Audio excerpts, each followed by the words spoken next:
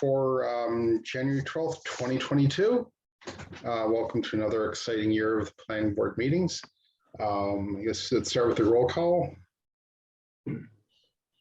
Sorry about that, everyone. Zoom just totally froze my computer. Mark Sprague. Here. Michael Gore. Here. Do we have Pete Driscoll? Present. And then Jim Barrs. It's here. Here. Jim, okay. I think that's it. Okay. I know that Danielle is not able to make it tonight.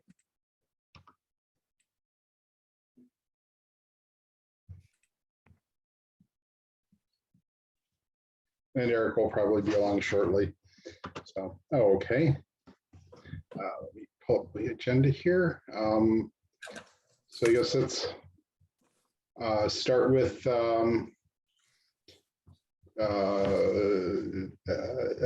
approval of the minutes for October 13th, October 27th, and November 10th. Did anybody have any questions, corrections, on those?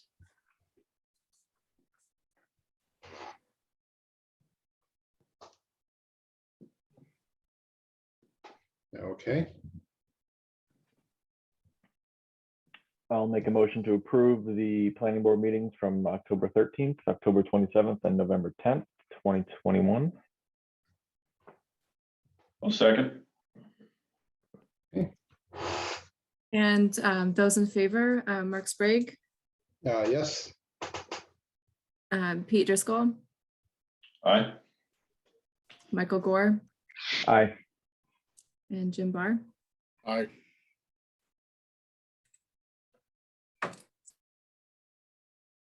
Okay. Let's go on to the correspondence and planners report. Sure. Start off by putting Val on the spot for that. Yes, I included a report in the planning board packets for today. Just an update on the Making the Connections transportation pilot program, which is underway now. So we've been providing subsidized rides for folks that qualify through Clinton Livery in both November and December. So this program is coordinated by the planning department and the COA. So we're looking at trying to get more information about residents' transportation needs, particularly those residents that don't have cars or don't drive. So we do have, I sent over a link to a survey that we're running to try to understand more about residents' needs and thinking about how we might expand this program or offer future support. As far as the Green Communities grant goes, 4 of the 6 projects are now fully installed. So the 2 last projects are renovating lighting at Town Hall and installing a demand-controlled ventilation system at the Emerson School Gym. So those should begin construction in early spring, I'm hoping. And then the Massachusetts Downtown Initiative grant. This is the business district assessment and market analysis. It kicked off on December 10th. So we have a consultant with Fine Point Associates who's going to be providing us a market analysis and report for that. Hopefully that'll be done by the end of June. A significant part of that grant includes community outreach. So getting in contact with residents, business owners, and folks that own land that has businesses on them in order to better understand, what residents' needs are and wishes, and then also what kind of obstacles the business community might have in Bolton. The comprehensive permit at 580 Main Street for the 229 unit rental development is continuing. We had our last public hearing on December 13th, and then another one coming up next week on the 18th. So seems like right now one of the main topics of conversation there is around traffic and other impacts to the town. We'll kind of skim through some of these. I know we're trying to start a public hearing soon. I know that I updated the packets pretty late in the afternoon here, so I'm more than happy to give a little bit more background information ahead of a few of the agenda items. I'm assuming that you all are working and don't have time to read through all of that this afternoon. So I think that the other topic I just wanted to mention to you also, it's not a surprise, is the planning department budget. So I put in level funding for fiscal 23, except for a $30,000 line item for master planning efforts. And so we can talk a little bit more about that at that item later in the agenda, but essentially just looking toward getting consultant help with a few discrete tasks related to that plan. Okay. Good. Any questions from the board on any of that?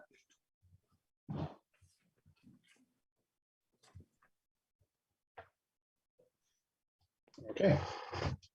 Let's see, it's 7:15, so we'll start. We have a continuation of a public hearing on a preliminary phosphorid development on South Bolton Road, map 2C, parcel 23. And this is continued from October 27th and November 10th. So is the applicant or their engineer here? Yep, I am, Jeff Monta. Okay, good. So in reviewing the minutes, one of the big, I know you provided a new plan, but I think one of the big open questions is, have you reached out and gotten feedback from National Heritage? Yeah, so my engineer has reached out to them, and I think he also applied for orders of conditions for them. So we haven't gotten those back yet or moved forward as far as I know. But I didn't know, question to the board if that mattered for just the preliminary plans, because whatever they say will have to be done on the definitive plans anyways. Since that could affect where you can and can't place houses on either plan, that would definitely affect the plan. Yeah. If they carve out an area in there and say, this is a no build area because of endangered species, then you need to make sure that all the houses and infrastructure are out of those areas. Mm-hmm. So that could drastically affect your plan. Mm-hmm. And possibly the number of lots that you can fit and all that sort of thing. So that absolutely is essential to have that information before we can really move forward. Okay. I thought I was kind of under because we already voted on moving forward with the Fosberg plan. So what did that mean? I would say that the board did not have the correct information when that vote was taken. So I might add that I believe there were 2 votes needed. So the board was, I think the vote that was taken was the board saying that they are interested in seeing this move forward as a phosphorid rather than a conventional subdivision. And so the next vote would be kind of a confirmation of the number of lots.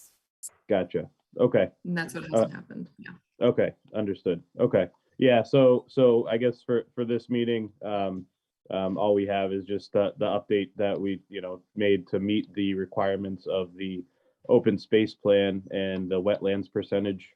So that should be all set. So I guess we'll have to continue this again, and hopefully we can move forward on the other side of things with the National Heritage piece.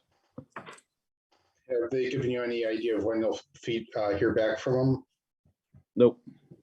Of course not. Yeah. Okay. So I think we need to continue this hearing. I think we need, Valerie, we need the applicant to agree to an extension on the deadlines. Yes, Yep. exactly. So we had one extension on December 1st to February 1st, but we would need another extension after that. Okay, I'll Okay. email you right now. Okay, so I would suggest for the board to consider a 60-day extension. Okay. So it's out to probably April 1st.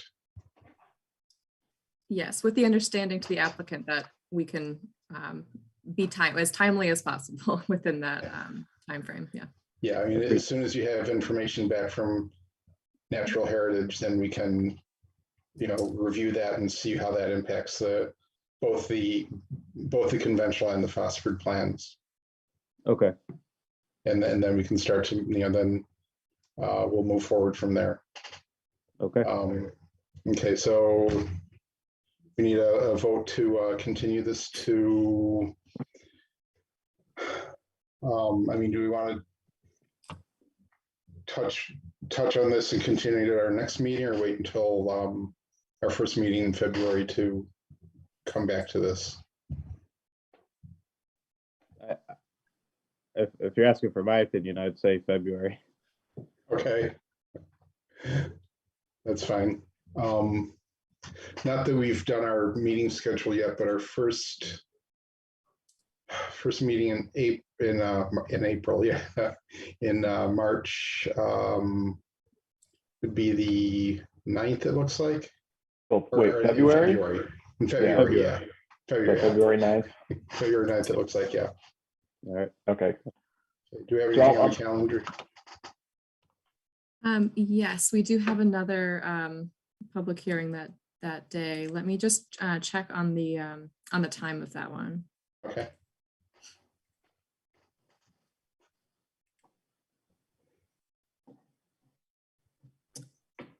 So the other public hearing is at 7:30.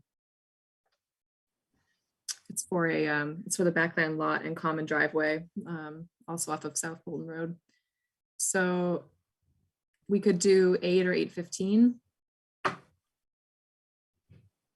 Okay.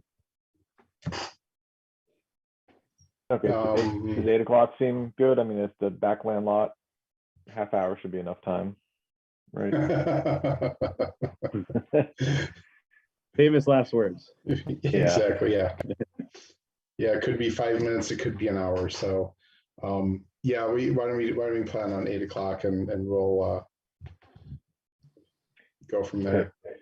I'll make a motion to continue the Phosphorid hearing on South Bolton Road until February 9th at 8 o'clock. I will second. And those in favor, Michael Gore, Aye. Pete Driscoll, Aye. Mark Sprague, Aye. and Jim Barr. Aye. Okay, good, so that's easy enough. Okay, next is a bond reduction request for Keys Farm. So there's kind of two parts to this request. One, the first part of it is in reviewing all of the documentation and all the bond amounts and such. It looks like there's it's about an $8,000 discrepancy between what should be held back at this point and what we are holding back. I was looking for the exact number here. So that's a I have it here somewhere. So that's a pretty that should be pretty straightforward to release that. The other part of it is some other items that the applicant is still pushing to have us release money for that we need to discuss. And there's a memo in the packet kind of outlining all of this. So the do you want to do this as two separate motions, Valerie, or just do it all as one after we discuss the additional items? A vote for a total sum is fine. Yeah. Okay. Okay, so the amount of the discrepancy is 8630. That is the town is holding 8630 more than what should be part of the bond at this point. So 8,630. 8,630. Yeah. Okay. So the other items are trees, which I believe back when in the last time we had a bond request, our consulting engineers questioned the tree count or the trees. The applicant said, swears that they're all there. I asked for a receipt. I don't think we've received any documentation on what was actually put there, both as far as the number and the size and the species that were part of the plan. And the town tree warden went out and looked. By his count, for street trees along Moderator Way, there's supposed to be 42. He counted 33.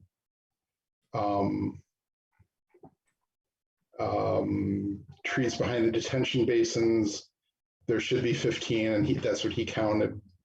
And then there should be 10 trees that were replaced along Hudson Road, and he said that there are 4. He didn't look at or didn't document species or sizes of these, so it's hard to tell whether they were actually installed. What was installed matches what the plan has on it or not. So we need to decide what we want to do with the tree, with the money for the trees there, whether we release part of it, because part of the trees, there are some trees there, whether or not they're right or not.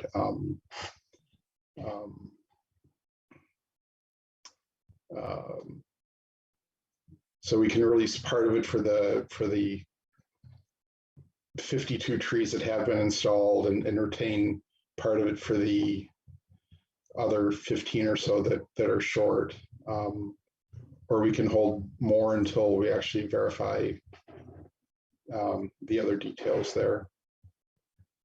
I'm not sure what the board members feel at this point. Mr. Chair, may I be heard? You are. The attorney for the applicant. I will decide whether you can be heard after I hear from the board. Thank you, sir. So Valerie, you had a recommendation of returning 12,800. Can you Yes. just say how Yes. you arrived at that number? Sure.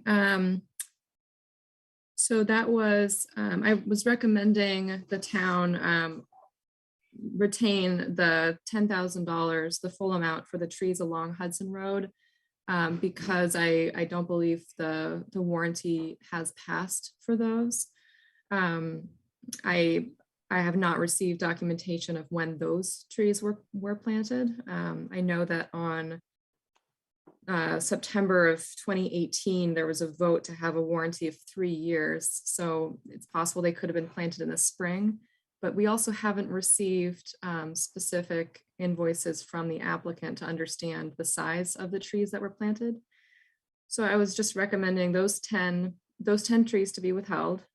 The tree warden confirmed 33 trees along Moderator Way and 15 trees behind detention basins. There were 7 trees that are dead And we've already returned monies for 9 of the trees behind detention basins. So it's a little bit complicated because the trees along Hudson Road were placed at a higher value of $1,000 each than the other trees, which were placed at $400 each. So it's a little more complicated than just saying tree for tree, what's on site. So I was recommending, again, the withholding of the trees along Hudson Road, withholding funds for the 9 unplanted trees along Moderator Way, which is $3,600. And then the 7 trees that need replacement for $2,800. So that's where I came to the $12,800. Okay, thanks.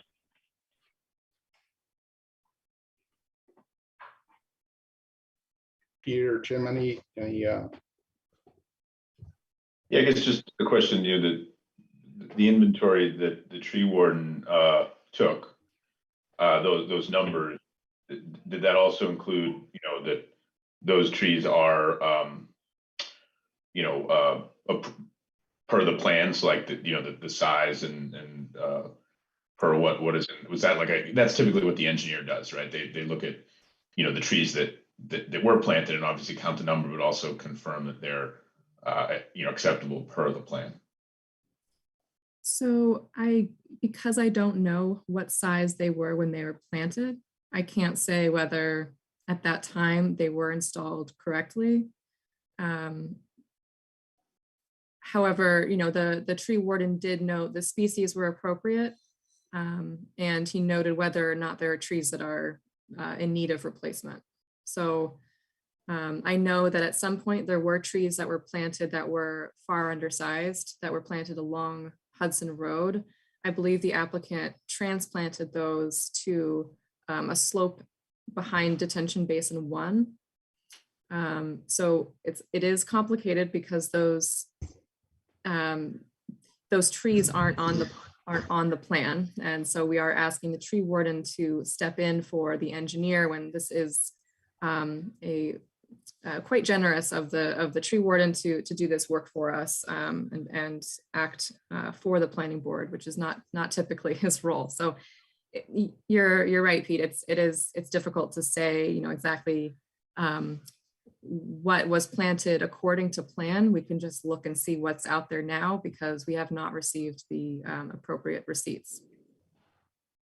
Yeah, I mean, this would be much easier if the applicant funded the review fund the way that we've requested, so we could actually have our engineer go out and do the work that we're trying to dance around here without.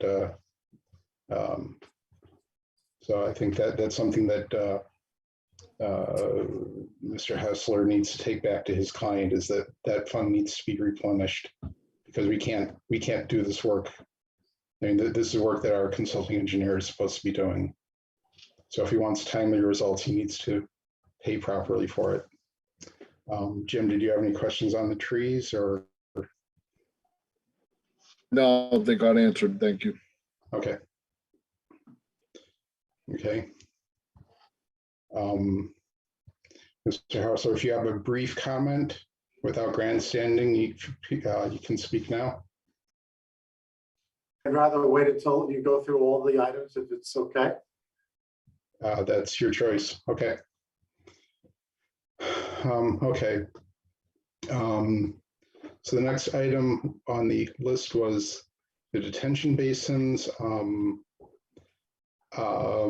That's very definitely something that needs to, the last comment we have from our consulting engineers that they recommend withholding the bonds, withholding the bond fund until our performance is evaluated.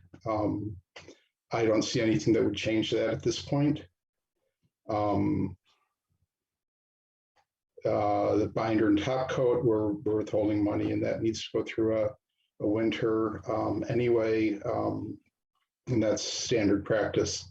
I do know that we got feedback from the DPW director that there's a lot of sheeting coming down the road onto onto Hudson Road, it's not supposed to be, and that should be being diverted into drainage basins, which to me suggests that they're not receiving the full amount that they should be, and we can't evaluate whether they're working or not. And it also, for me, questions whether the pavement is done correctly to, because you're not supposed to be having water coming off the development like that.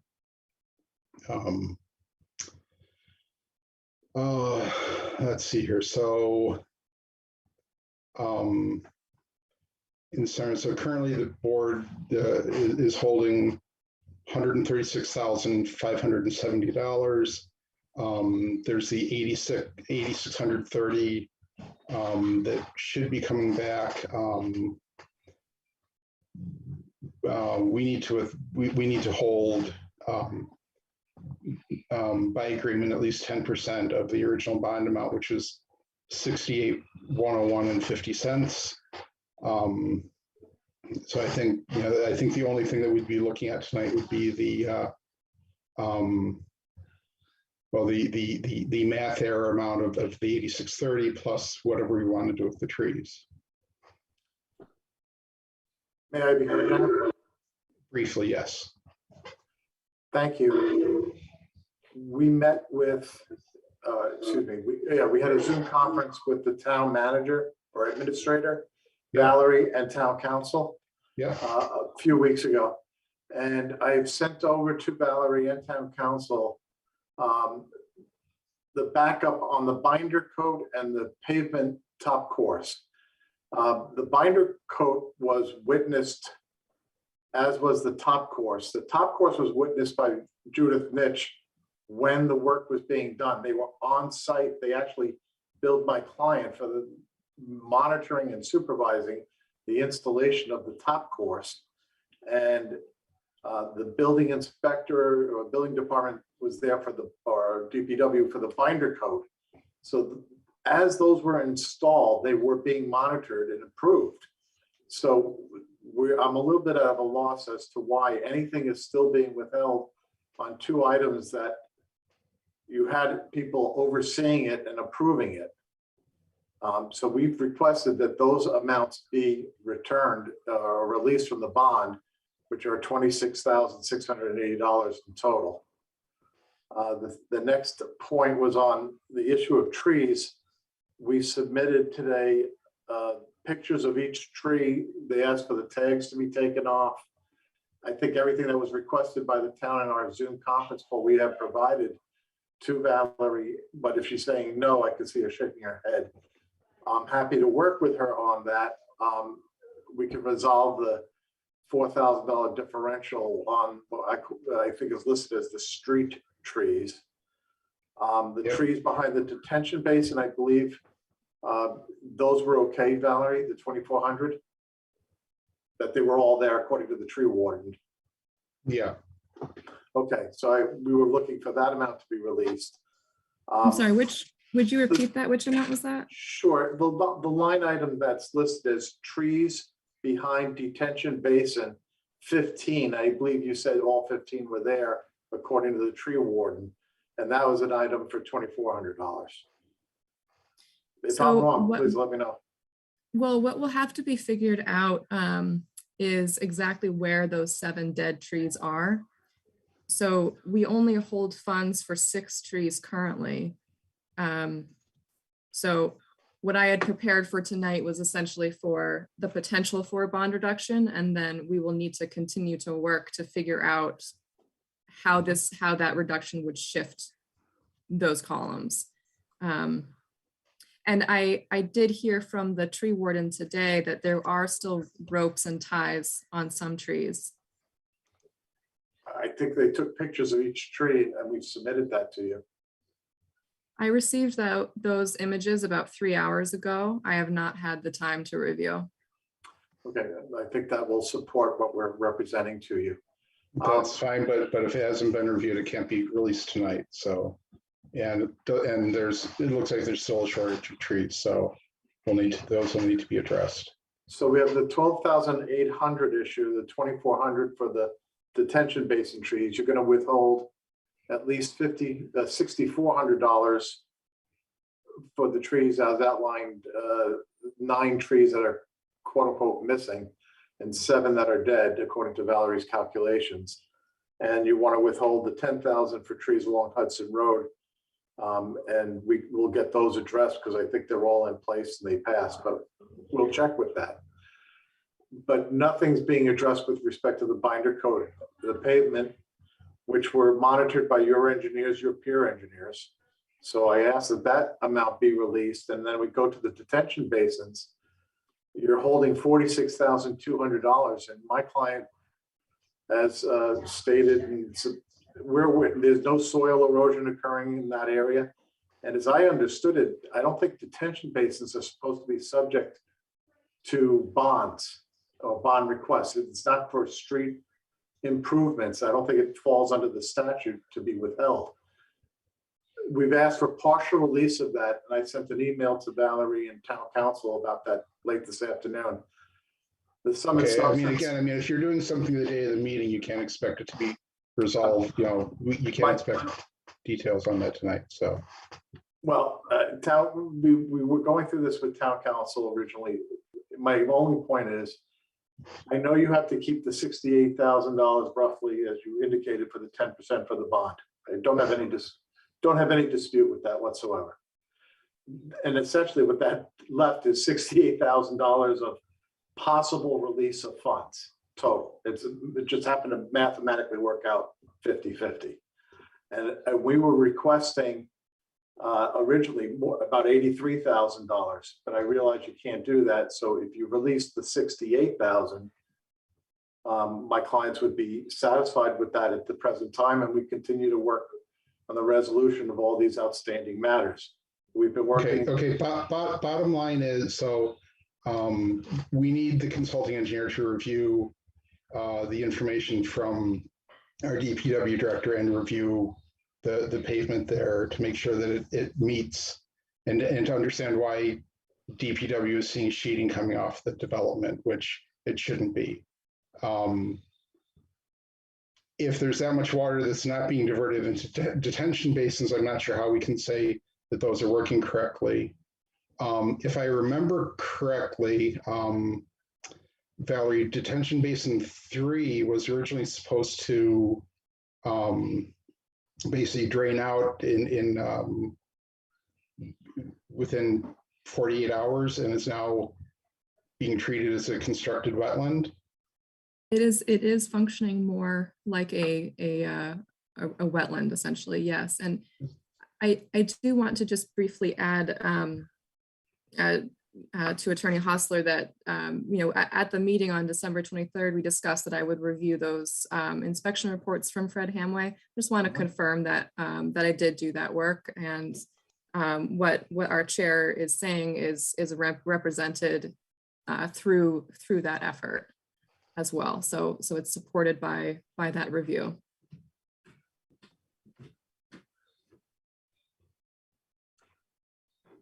Well, the request before the board by the applicant is for the release of $68,000. We ask you to respectfully do that.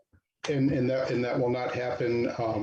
There are items on here that need to be reviewed by our peer review, who the applicant has refused to fund. So we cannot get the feedback from them that we need, so we can't release those funds.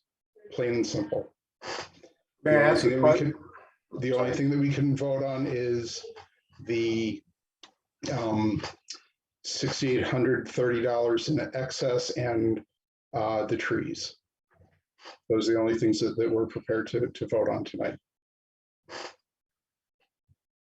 You know, we've been trying to act in good faith with the town, and we have been working with the town, I think, rather effectively, especially with Mr. Lowe and Valerie over the last, and town council over the last month. And respectfully, I don't think you're being fair about the release of the binder coat on pavement top course, because it was your engineers and your peer reviews that reviewed these things, and they were on site while the work was done.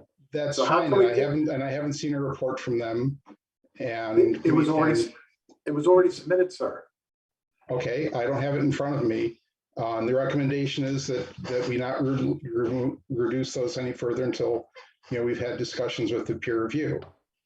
So, I'll also add that it was our peer reviewer who was on site who advised the planning board to withhold 20% of those items. So in fact, the planning board is acting on their engineer's advice by continuing to withhold that amount. there's also, I don't believe that the driveway transitions have been installed and witnessed. Niche was there when the work was done, sir. That was my question when it did happen. The binder and the top coat, has the driveway cuts been rectified? The work No, was, there is- I'm sorry, go ahead. I apologize, Valerie. Yeah, no, it's okay. The driveway transitions have not been paved. So that work was intended to happen during the summer, and we could not come to a resolution on that. So as far as I know, it has not been completed and is part of that 20% to withhold. So is it possible that those driveway transitions can affect the top binder or the binder and the top coat of the roadway that that when the engineering company was there, it could it affect it? I mean, that would be Yes. something that would normally have to be witnessed. The installation of those would have to be reviewed by the peer review by niche. So again, this is where the money has to be put into that account so that we can pay them to do their job for the town. The So way that sorry, Mark. go ahead. The way that I'm seeing it, though, I mean, they're joints, and if they're not done correctly, who's going to eat the cost of that if they do fail and they're not signed off by an engineer? Everybody that's on this call, all the tax. I mean, once it's a public road, the taxpayers would be paying for that. So, which is why it needs to be witnessed. Thank you. And it was witnessed when it was done. That's The driveway transitions were not. And that's part of what the 20% withholding is for. So because So we're done arguing about this. The recommendation from the town planner and from our engineers is that we withhold that 20% on the binder and top coat. And that's what we're going to do until we have further feedback from them. And that will include having the driveway transitions completed. And the detention basins, you're not going to release any monies? Because there's no erosion, there's erosion control. The last advice that we got from niche was that we withhold the bond funds until their performance can be evaluated by the engineers. But Valerie Valerie, I'm not trying to put words in your mouth. I thought you were going to be looking into the detention basin issues. And so you could make some type of recommendation about releasing some of those funds. I don't know if you did that or you have the time to do it or not. If you could let me know, please.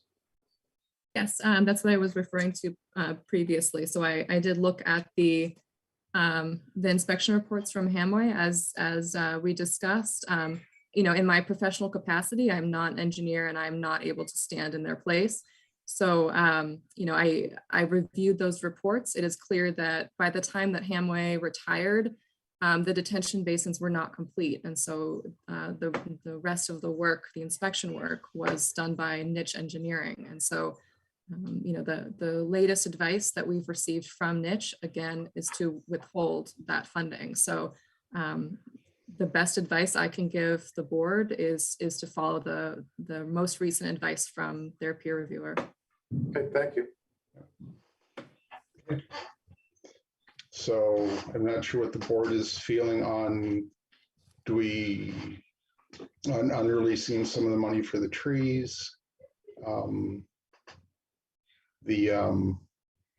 Valerie is recommending releasing 12,800. Not sure what the board's feeling is. Yeah, I mean, my preference would be to have, our peer review engineer, check that versus what's in the plan to make sure, not just the count of the trees, that's nice to have, but also that they, meet the diameter requirements. I mean, sometimes we get into a situation where, a tree was in a different place than on the plan. And the engineer brings that to us and we look at it and we say, okay, well, maybe it's a little off, but we're willing to let that go. Or, sometimes we understand, maybe a tree of a slightly smaller caliber than is called out on the plan is planted. And, then it's kind of like, do we want to cut down, but the tree is healthy. Do we want to cut down a healthy tree just to put a slightly larger tree? And we can judge that. But without that review from the engineer, which is what we've always gone on for bond release, I'm not comfortable voting to release any of that money. I'm good with the 8630 discrepancy, releasing that. I'm fine with that. That's my perspective. Okay. Mike or Jim? I mean, I'm good with the releasing partial funds of the tree work as well as the 8630. When it comes to the detention basin, so it looks like we're holding maybe around 45,000. 46.2. Okay. And so for that, we'd ask for either an inspection from Niche or I think they would accept as-built plans of the detention basins. What's the status of those? Yes, that was proposed to the applicant that, they may do an as-built plan just of the detention basins rather than the full site at first, so that those funds can be released, and that has not been done.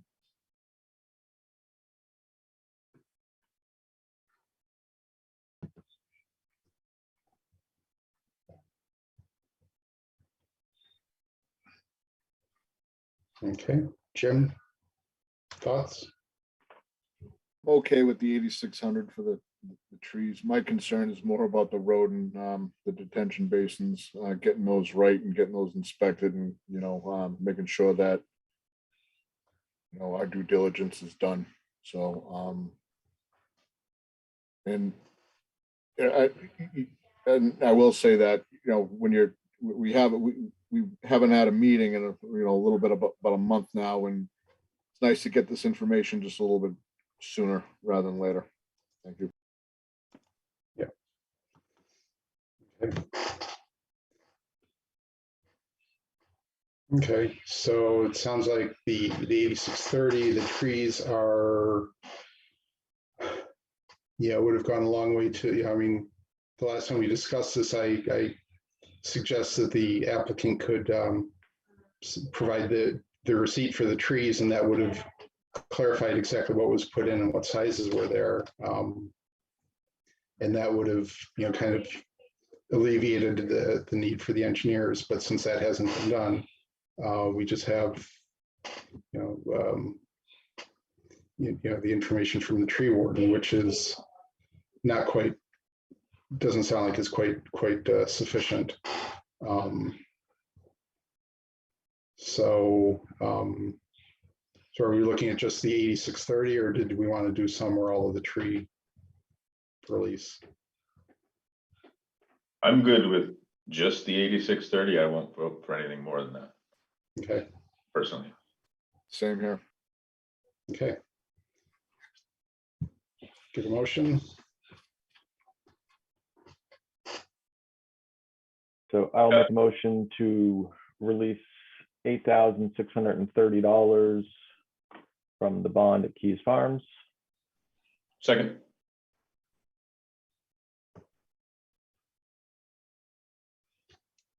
And those in favor, Michael Gore, Aye. Mark Sprague, Aye. Pete Driscoll, Aye. and Jim Barr. Aye. Okay.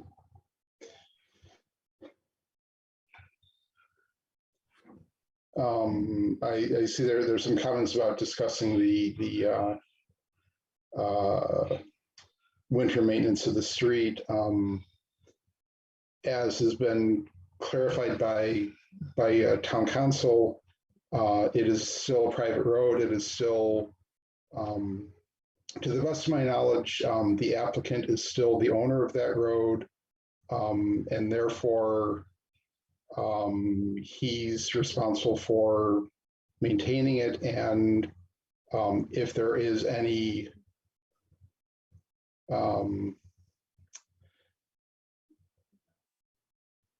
accidents or anything because it's not being maintained, it would be a matter for, it would be really a civil matter against him. So it's really in his best interest to plow and maintain the road over the winter. Whether he likes that or not, that's really, I mean, I think I'm not a lawyer, but I think legally he'd be, he's liable for that. It's not a he, sir, it's an if. That's number one. Number two, I don't want to get into a legal discussion with you because No. you're not supposed to be opining. I'll work with Attorney Falk on that.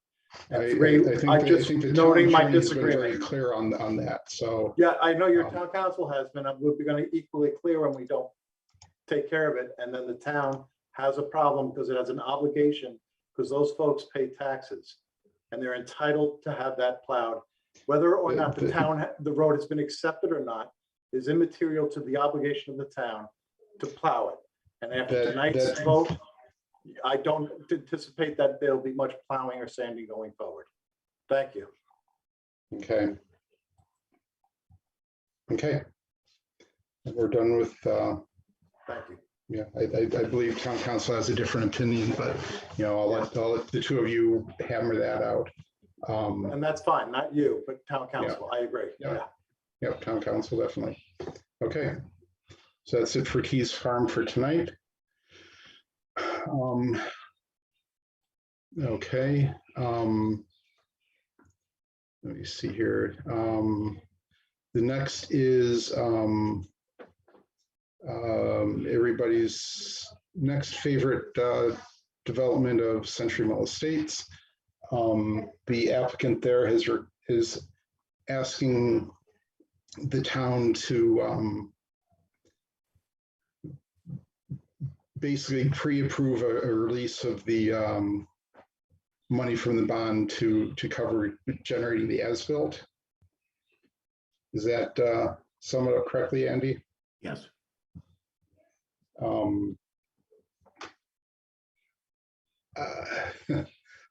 So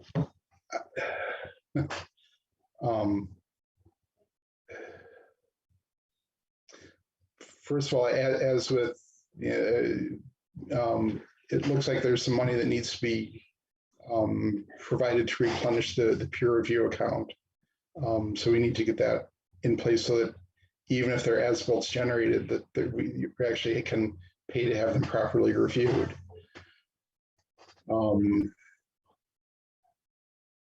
So I know we've been asking that for a while, Andy, and we need to get that resolved.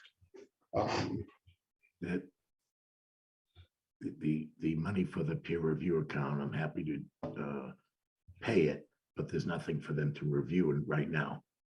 So there's no, really, I mean, I'd like to get the plan submitted and also then fund the peer review so that they could review the plans. But I sort of need cooperation from the planning board, if possible, to help with that process to achieve that. Okay. I have some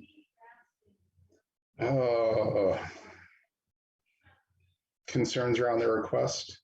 So it looks like the original bond amount was around 277,000. Yes.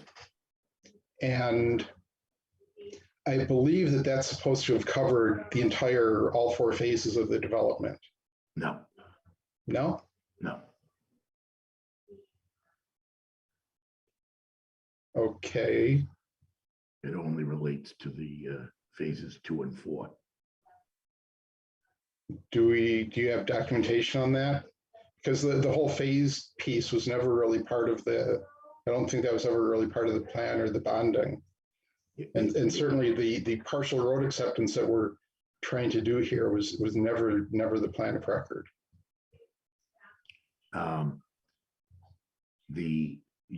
Absolutely, the approvals contemplate developing the project in phases, and because this is a large development of 78 lots.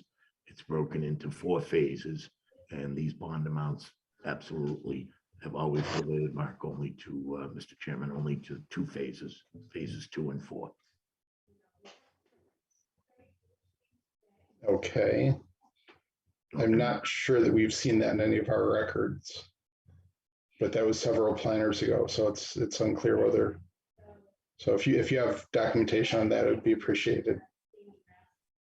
I'm happy I can, it's such a basic question that I'm surprised it's being answered, because this project's been going on now for many years. Yeah, there is no bond. Because we never started the other phases that required a bond. Bond is only needed when you're requesting releases of lots to build on them. And the engineer comes out, looks at the amount of work not remaining in order to establish the bond amount, so you can get a release of a lot. But we haven't ever requested, obviously, a release of a lot in the phases that, have not been started. Okay. So it's a really, it's a very basic. This is one of the few subdivisions in town that's had phases like this. So We have 4 phases, and the only bond estimates that have ever been done are for the phases where we did construction. okay. And frankly, it's the bond estimates are done at a time when you've already completed a lot of work, and you're basically saying how much is left, so that they can say, okay, there's $200,000 worth of work left. And then, you collect if there were 10 lots in one phase and there was 200,000 left, you would collect $20,000 for each lot that somebody wants a release on. Okay. So where's the protection for phases 1 and 3? There's nobody to be protected. It's because the purpose of the bond is to ensure that when a lot is sold to a consumer, that the town is holding enough money to complete the work. So put another way, this is not a typical bond the way that most subdivisions these days are done. So it appears as though it was essentially in lieu of a performance guarantee, which is, I think, what we're all more accustomed to. It sounds like there is a covenant that is entered into prior to the commencement of construction. So from what I'm hearing is that the bond amount for phases 2 and 4 was around $277,000. Correct. Prior to phases 1 and 3 beginning, the town would then enter into another covenant with those builders in order to continue in kind.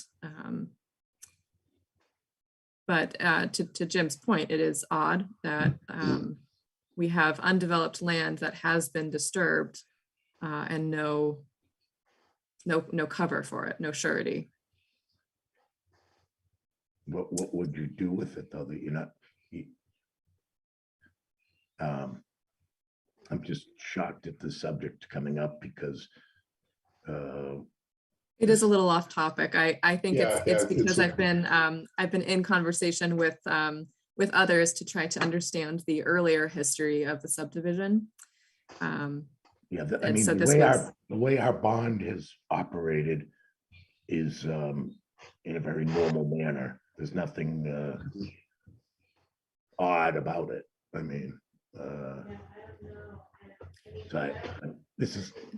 You're catching me off guard here, because it's such a, we're basically, you're holding approximately $31,000, and it relates only to phases 2 and 4.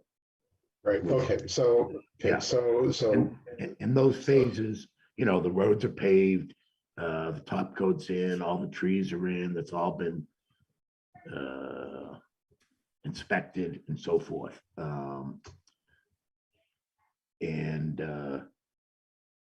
We're, you know, and the planning board had agreed to accept phases 2 and 4 where the roads are done and the houses are built. Accept the roads in those 2 phases, separate from, you know, the whole development being Right. required to be done. Right. So we've been working on getting the roads accepted for about you know, I don't know, 1.5 years now, maybe longer. And we're, you know, very close to being able to have them accepted. There are, and the residents and I would like to have the roads accepted this summer. Yeah. So, you know, there are 4 items that remain that are significant items in order for these roads to be accepted. The plans are a key part of those, getting the plans submitted, the as-built plans and the street acceptance plans. They're done and they're ready to be submitted. We would like to have enter into a joint check agreement so that when those are submitted, that the engineers can get paid.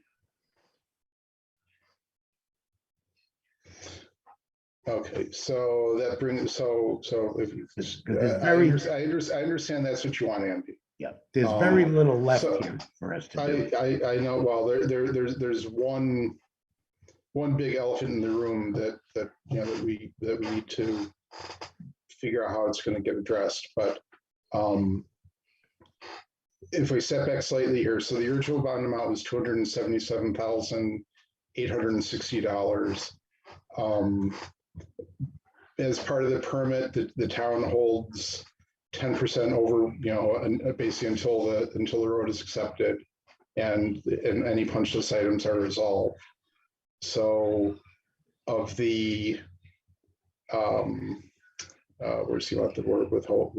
So of the $30,786, you know, we end up by agreement holding 27,700 of that. So even if we were to enter a joint checking agreement, there's only about $3,000 there that could be released. Are you referring to, Mr. Chairman, the 10% I think is for the roads to go through a winter after paving, which these have already done? No, hold on. You're still maintaining them. That's also to make any repairs or any. I mean, normally the finish coat would have gone on and these would have been accepted last spring. Yeah.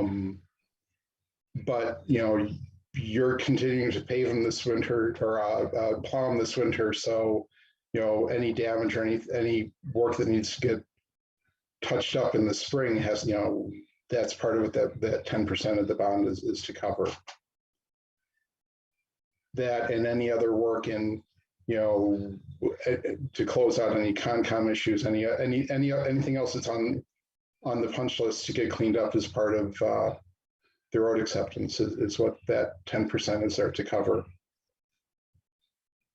So I know it's been through a winter, but it's still not a town road. So you're still on the hook for that. Okay.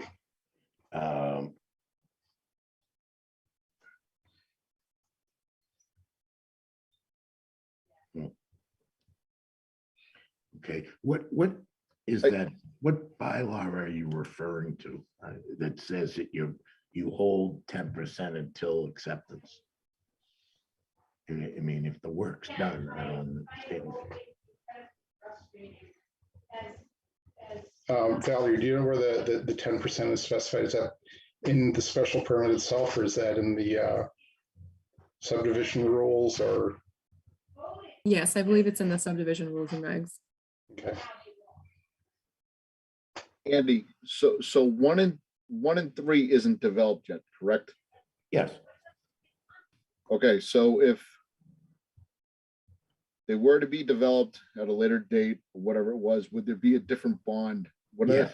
But I'm absolutely. just, this is a question for Valerie. Would it, just making sure that we would be covered on phases 1 and 3. And Yeah. I apologize for my ignorance on this. Oh, no, But- you're right, Jim. That's how it works. I think if the owners in phase 3 said, okay, we want to put the road in so we can build on our lots, you know, we'd come to an agreement on what the bond amount should be to, you know, to cover that road. And make sure the town is covered if we have to step in on that. And, you know, that amount would be bonded and released as work is done. So phases 1 and 3 is different from 2 and 4, right? Yes, Yeah, yeah, the subdivision design is that each phase operates separate from a drainage point of view and so forth. And the approvals for this project allowed the project to be done in phases. Just so give you a little background. I mean, the original road work was started, I think, in 2011.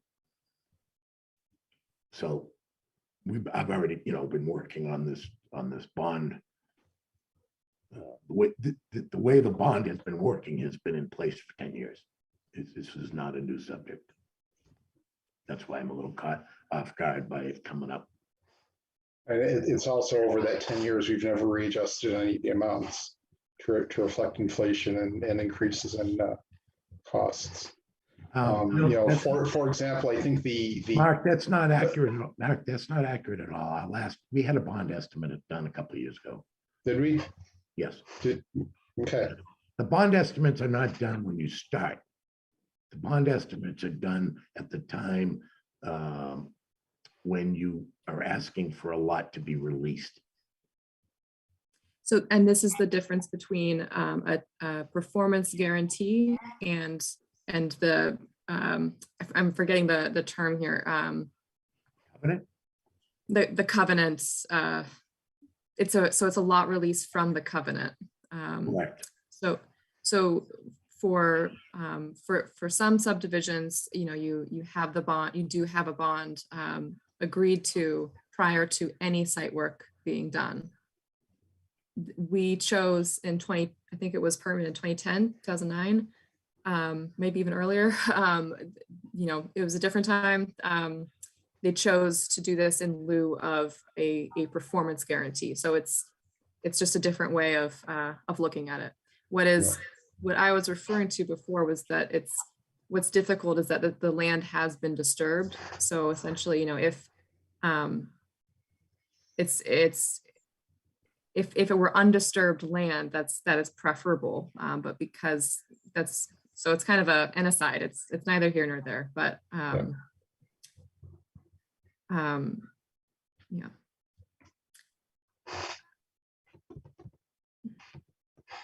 Can I interject something, or should we wait longer for residents to speak? let me see what questions or comments the board has first. Thank you. Mike, Eric, Pete, Jim. I mean, I would love to see this, wrapped up, obviously, and, from some correspondence that we got earlier, it seems like the citizens are on board to do what we have to do to get this all said and done. So that's where I stand with it. I just want to make sure that, phases 1 and 3, if it does go to any type of development, that, we're covered, and, that's where I'm weak on. So those are my thoughts.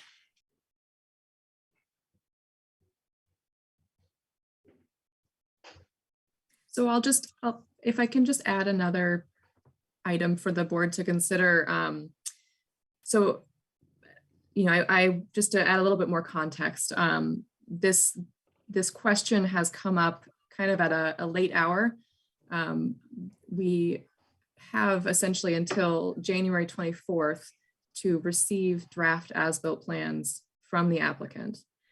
So it is now January 12th. So we have this has been put on the board to grant this type of request. And as Mark has stated,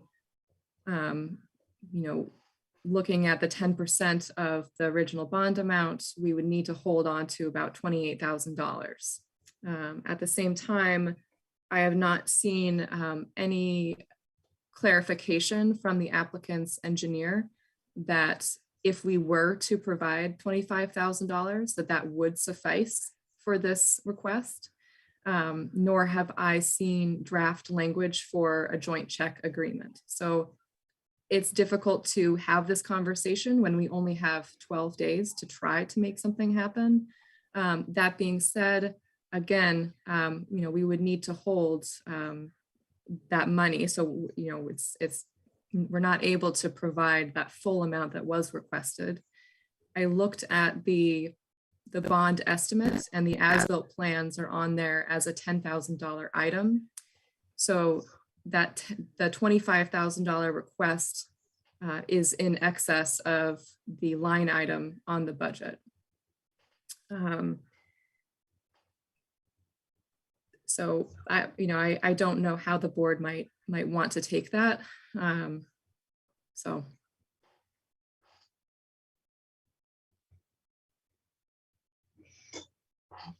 I mean, I think we all want to get this done, get the project done here, but we also don't want to, we need to look out for the interests of the town and not, not see how many corners we can cut to get this through. So, personally, I'm not inclined to do this. I think, but we can see where the board comes out on it. What are we asking? Do we even have the authority to do it, or do we need to get input from town council and town administrator? And it seems complicated is all I'm saying. I mean, we did the joint check agreement for the paving, but it was drafted by Andy or Andy's lawyers, went to town council, marked it up. They went back and forth a couple times, and then we reviewed it and signed off on it. We don't technically have a meeting before the 24th as it is. And I'm not, I guess, to go below the 10% holdback, is that just a board vote, Valerie, or is that something that's that we can waive if we wanted to? If it's on the subdivision rules and regs, yes, you can waive it. There are other items that cost money that need to be done prior to road acceptance. Yeah. So, and one of those things is not only providing peer review funds, but paying back the peer reviewer. We are negative money. So I was trying to look at what could we get for this $31,000? We owe the peer reviewer about $1,500 as is. If let's say this as-built plan only costs $10,000, which the applicant has made it clear it might cost more like $25,000. There's that. There's the review of the as-built plans. There is confirmation of site improvements. There is provision of street acceptance plans. There are other items. There's compliance with Concom. There is ensuring we have the affordable housing payment figured out. It's and this all does not need to be done before the 24th. It is only the draft plans have to be received by the planning board by the 24th. So we're just short on money here, and I completely understand the interest in using what funds we have in order to kind of close out this project and get to road acceptance, I just don't think it's going to cover it.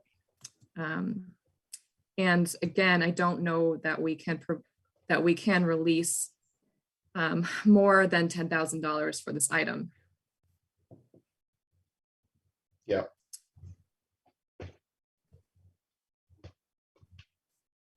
May I comment a little bit? Briefly. I was gonna resolve if we could get this road accepted at the next town meeting. I was going to donate the lot, which is an extra cost to me for the reasons that I've discussed previously, but I was going to have that issue resolved.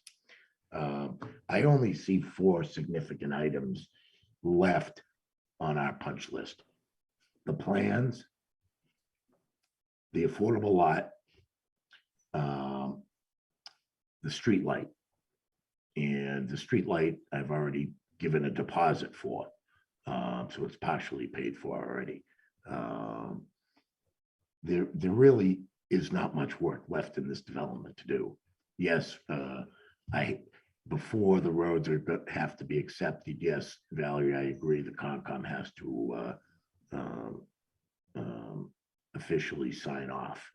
But I will say that, they released all of our bond money a couple of years ago, or many years ago, a few years ago at least, because all of the work is done.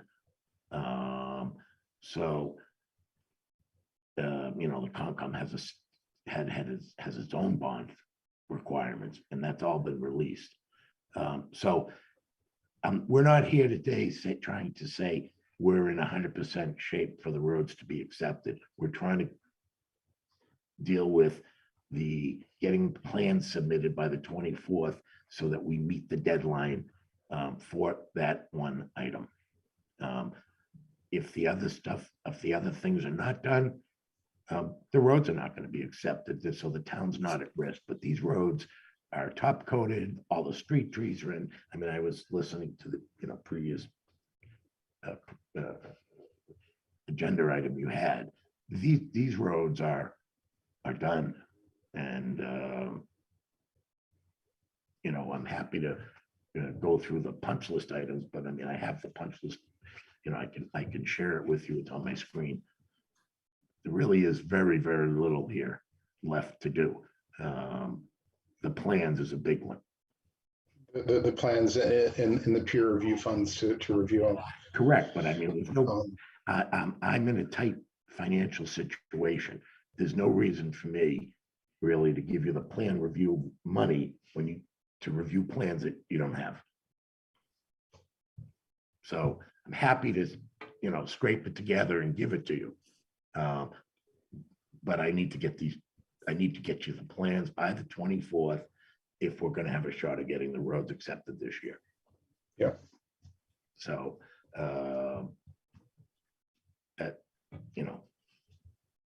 that's what we're trying to do. It makes a big difference to all the people that live in the subdivision, mainly because of the snow removal. There's a homeowners association there, and the snow removal probably represents about 75% of what their fees are.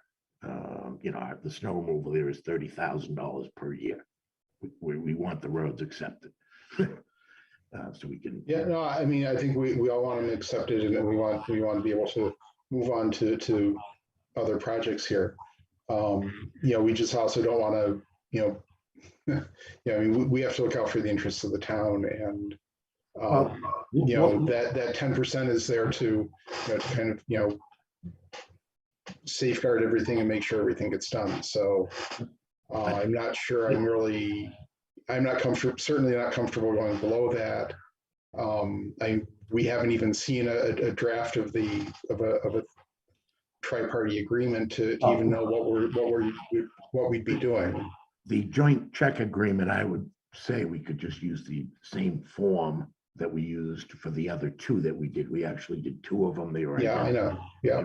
They were identical, and I'm sure that the two that we used could be quickly adapted for the engineer. All we're basically saying is when the engineer submits the plans, that he would get paid. That's the purpose of a joint check agreement. You're holding the money. Its purpose is to be released when, you know, the item is done. And it's not really that complicated. Say submit the plans, release the money.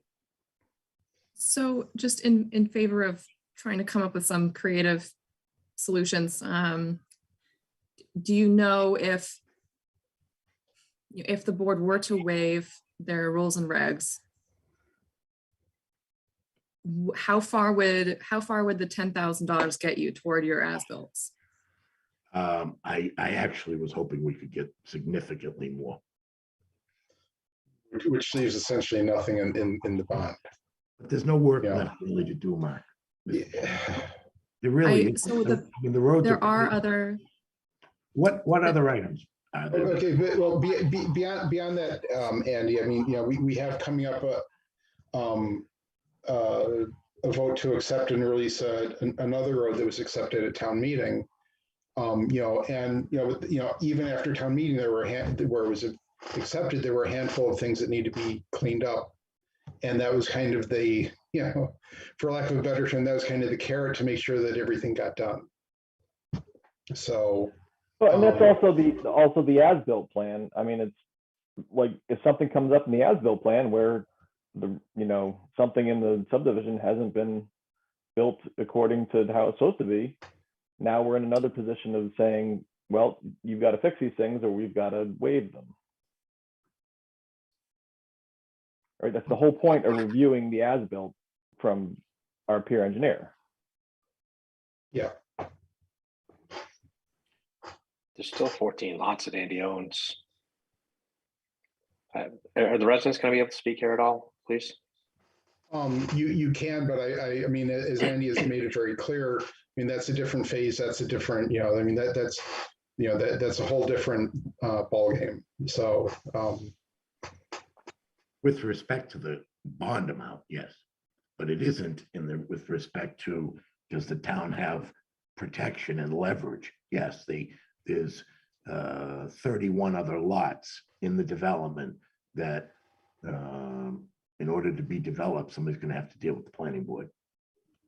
It's not, I don't know whether to say that we're letting the tail wag the dog here. I mean, we're trying to get the roads accepted, and unfortunately I'm tight for dough because, you know, I lost money here, but significant money, and we're just trying to get this thing over the goal line.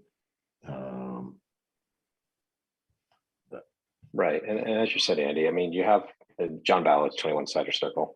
He said 31 lots, but I think Andy owns 14 of them. So there's a significant amount of collateral.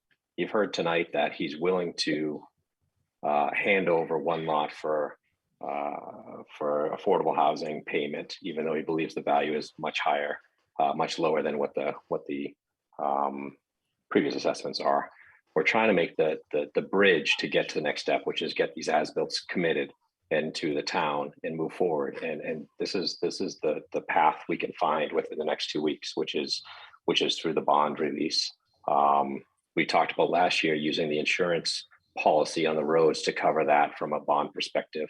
And so there's already been concessions last year specific to the bond release. So I don't see how this is any different. I understand that this bond number is less here, but there's significantly less work because they've already done the top coat. So as residents of the neighborhood, and you've seen this morning, where we're really getting to the frustration point where we're going to have to take action ourselves, is that this is the only path that we see that can work. We've seen where this has gone the last 3 years, and I know that the board has been very lenient and flexible to try to get us to where we are, but we're very close. I mean, every year we get more and more frustrated, and we're very close. And there's money that has to be paid to the engineering firms to get this passed in. that Andy will pay for the money for the town, and we can get past the step. And the affordable housing was the second huge piece that I saw here.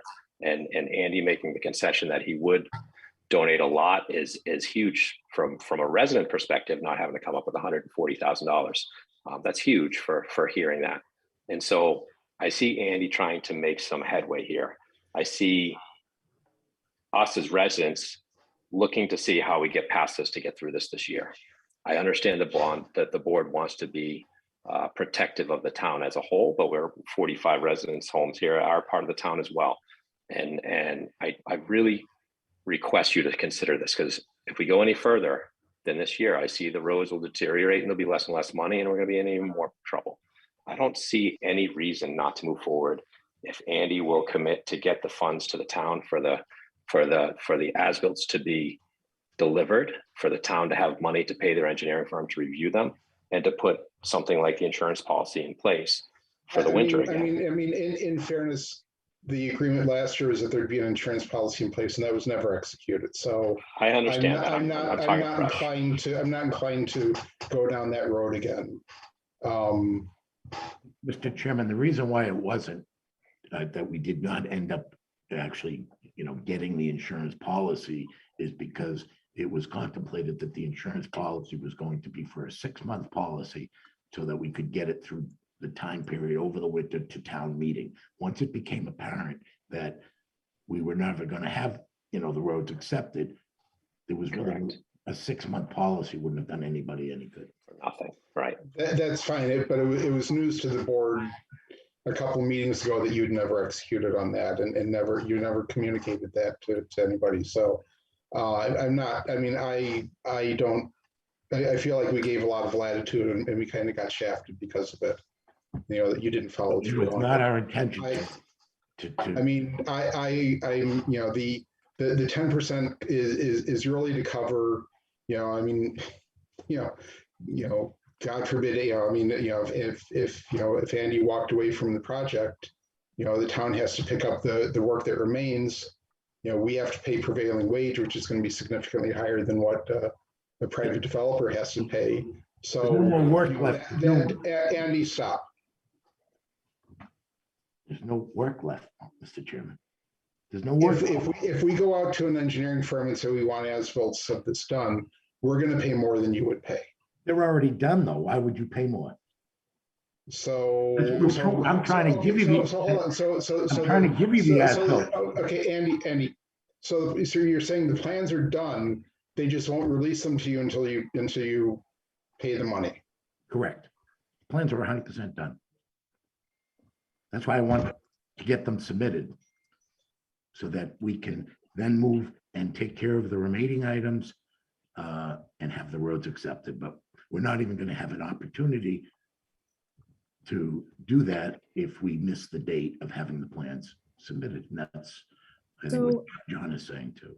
So I'll try to Correct. just And float confirmed with the just firm one as well. more, just one more idea. So let's say that the planning board chooses to meet next week, right? Just have a single topic agenda, discuss this again.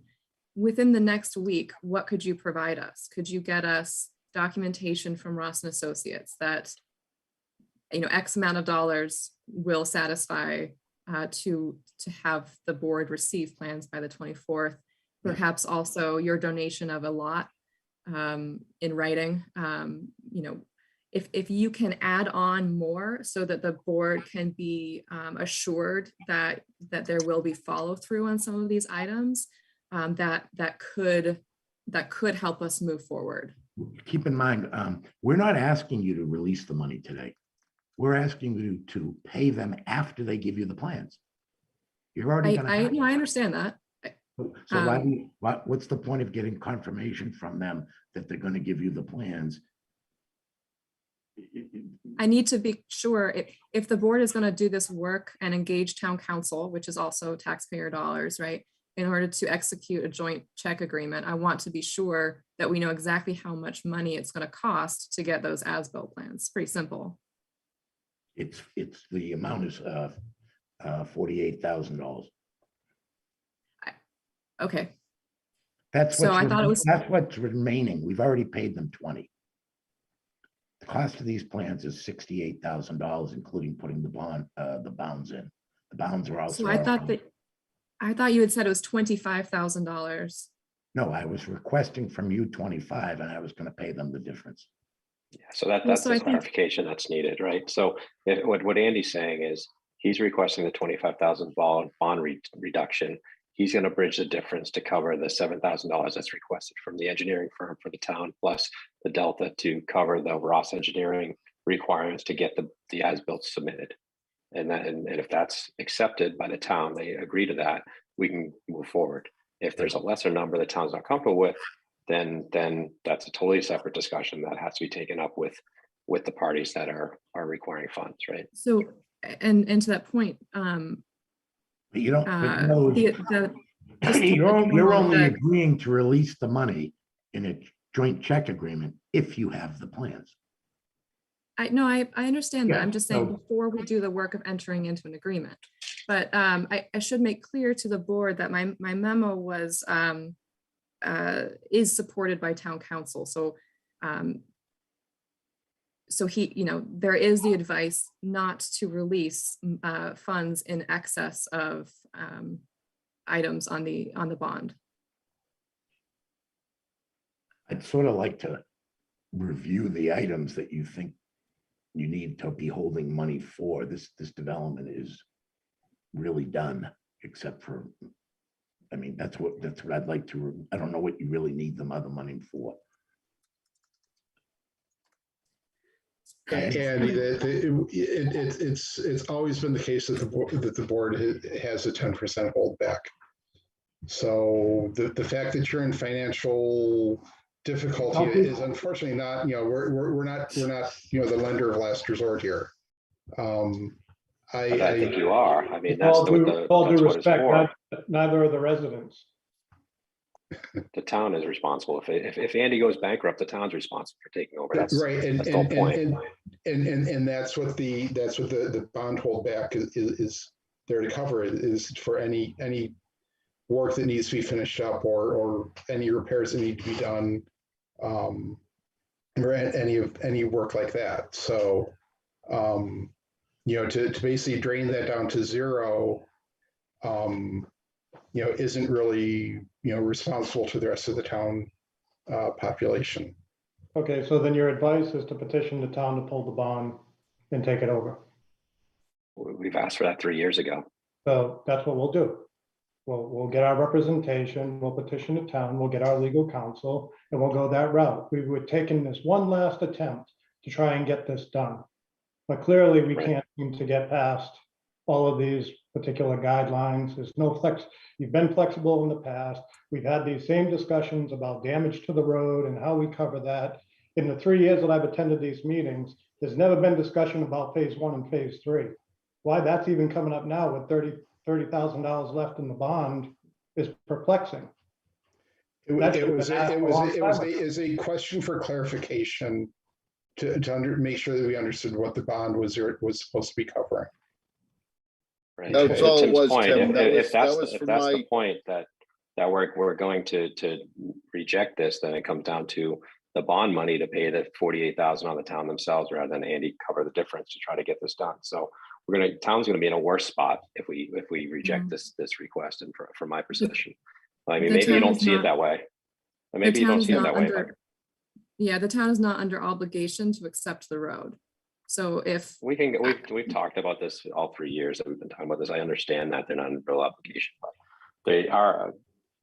There's definitely legal obligation to the point that we're in this position, and that's the point of the petition that we sent this morning. So, it is going to move forward one way or the other. We're trying to do it in the most, from a residential perspective, in what we see as the most feasible way to not cost the town any money. I understand that you think not releasing the bond is the best way to protect the town. I don't believe that's the case. I think that's going to put the town in a worse position. Be that as may, I mean, that's what the residents are trying to look for. We're trying to work forward, have Andy cover the responsibilities that he should have been doing from the start, which we know has been neglected. We could have been done with this years ago if everything worked better financially.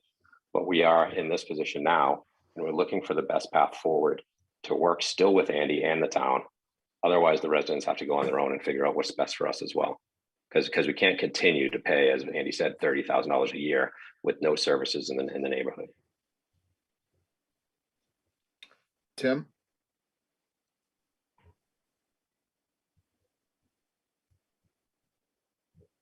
Is that to me, Tim Lacy? Yep. Hi, I was just making sure, I was just trying to educate myself a little bit just to make sure on stuff going forward. That's why I mentioned about 1 and 3. I'm really leaning on the side of getting this done and getting it through.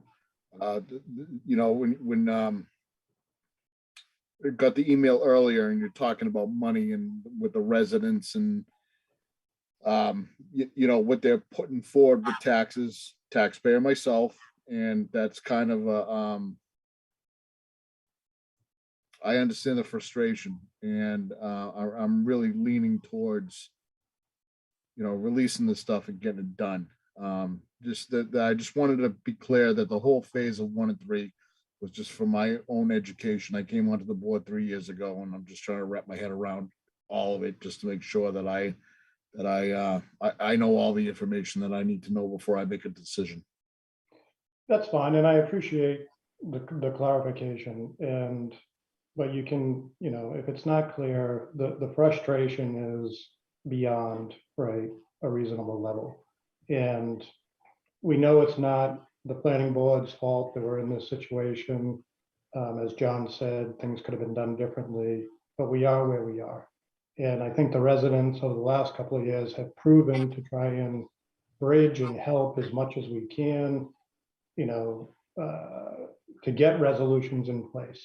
And, you know, there's always something that comes up, and this just seemed like potentially another issue that was being raised to try and block. So apologies if we jumped the gun on that, but at the end of the day, we're trying to find a way to get this done.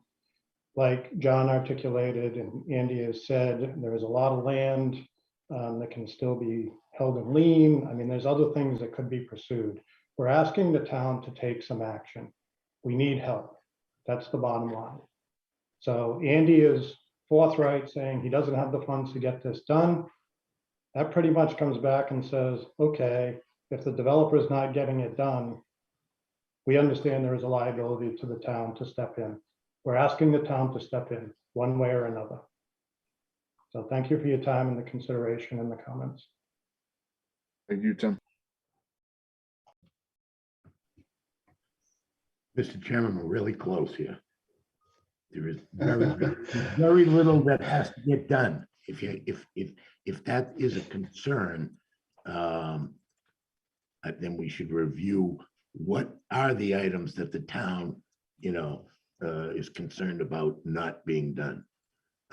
In the end, if there's a little minor repair work that has to get done in the spring, we'll get it done. Otherwise, you don't accept the road. I mean, Otherwise, you don't accept the roads at that time. But I don't, you know, roads are pretty hard to really damage. There's not much you can do to a road. Yeah, you can. you'd be amazed. I've seen what plows can do to roads, and especially with the stupid Cape Cod berms. But in any event, so. But if there was a little bit of repair work needed. Okay, Andy. You think there's nothing that needs to be done, so we should drain the account down to 0.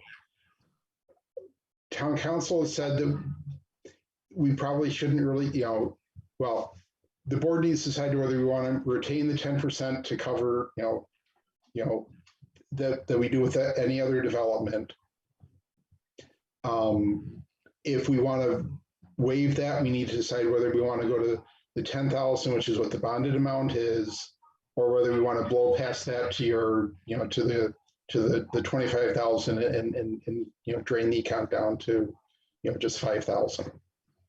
So I think those are the kind of the 3 options that are, you know, in front of the board at this point.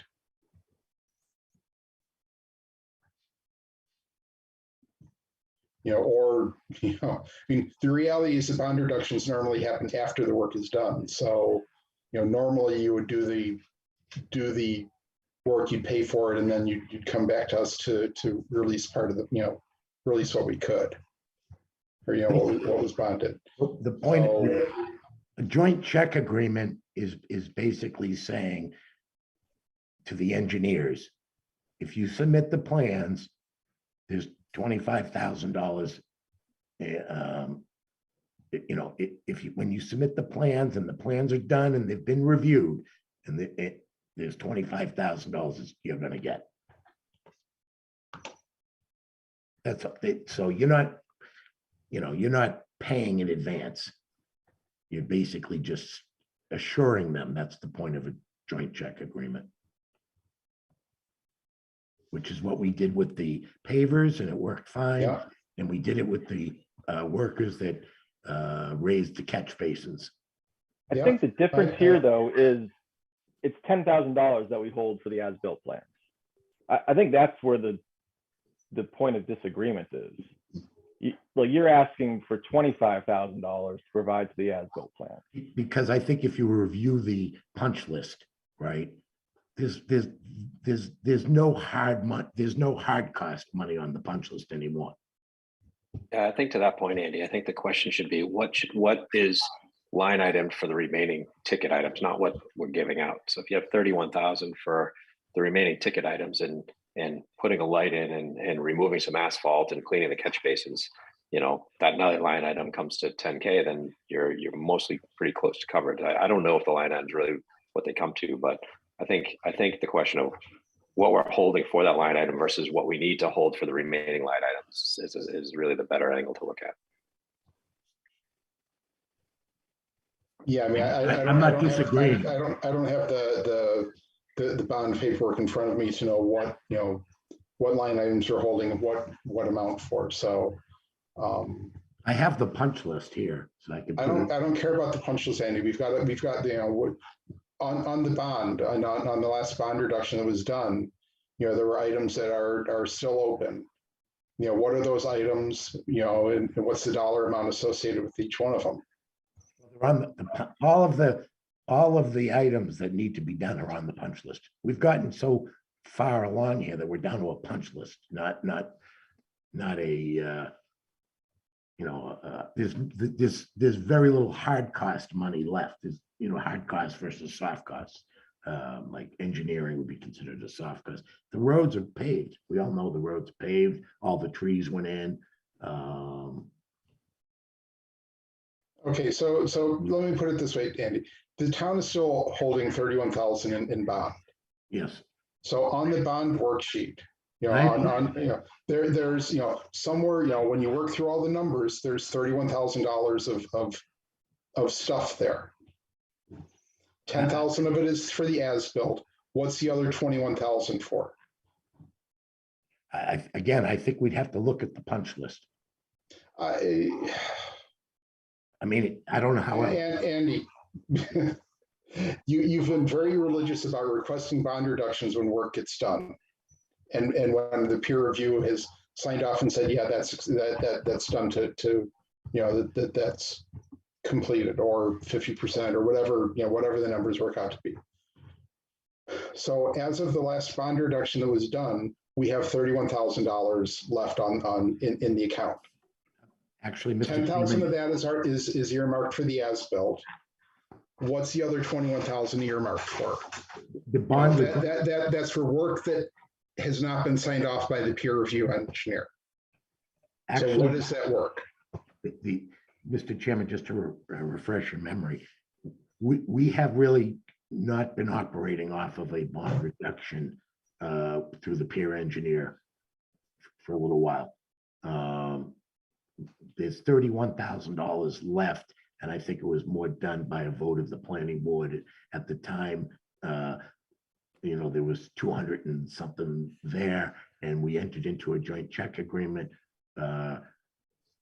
on the paving, and with the other company, Gorka Construction, who was doing the raising of the catch basins.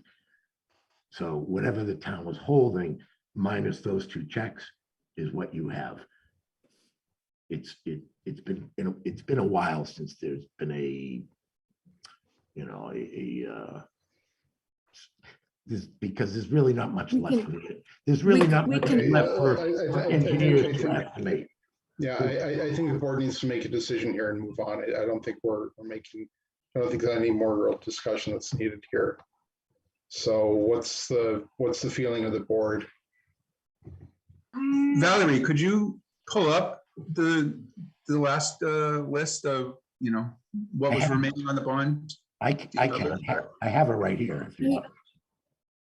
I am Yeah. wondering if what is the most productive way forward here? Is it to review punch list items and the bond items at this point? Is it to schedule another meeting of the planning board next week and figure out how far Andy can get on a few of these items in order to confirm that, we could possibly have as-built plans, and the fact that the $10,000 or $25,000 is truly going to the provision of as-built plans and not to other engineering costs.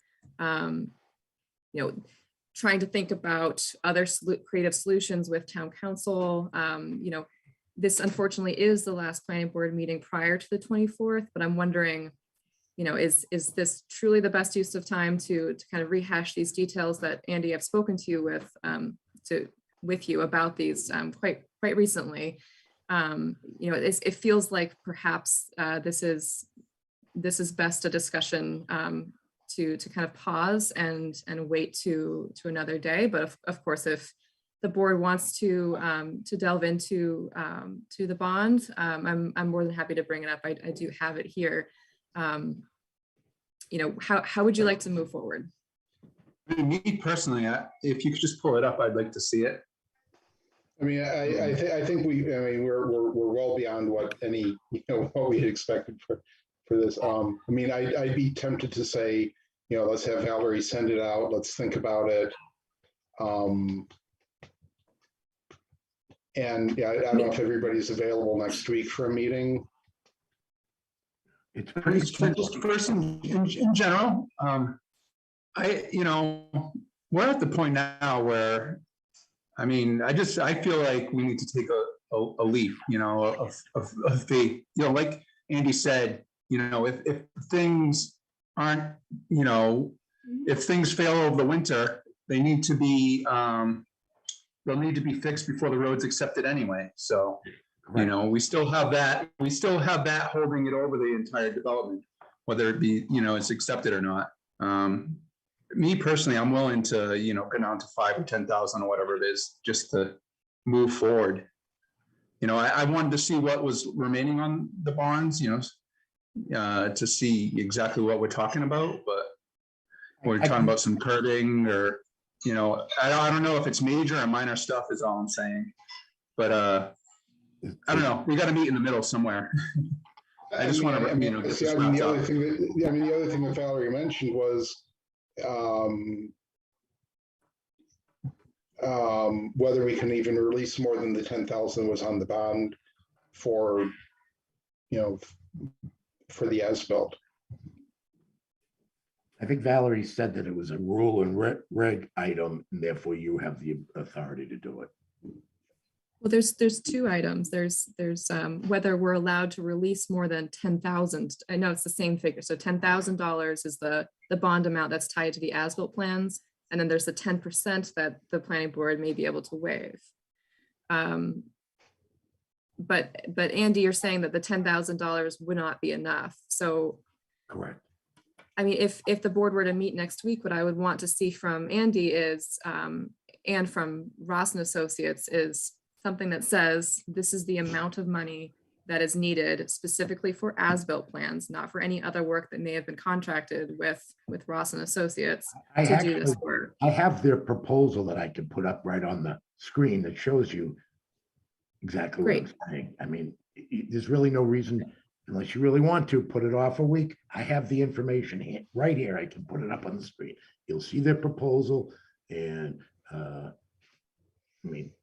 but we also might need, the board may be interested in having you look at, how looking me? at putting a lot in escrow in terms of the affordable units, putting other lots in escrow in terms of just to provide funding surety for other site improvements and items on that punch list.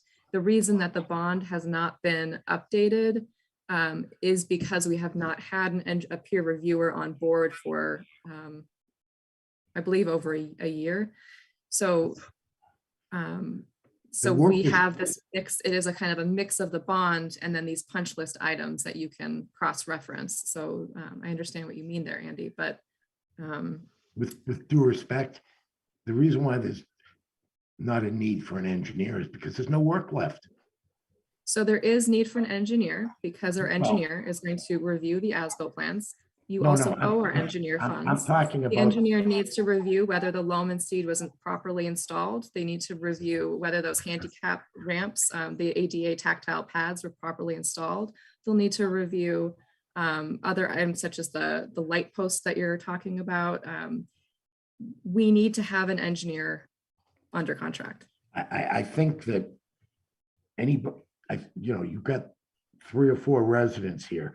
I mean, and I've sent you pictures of the loam and seating that went down immediately after the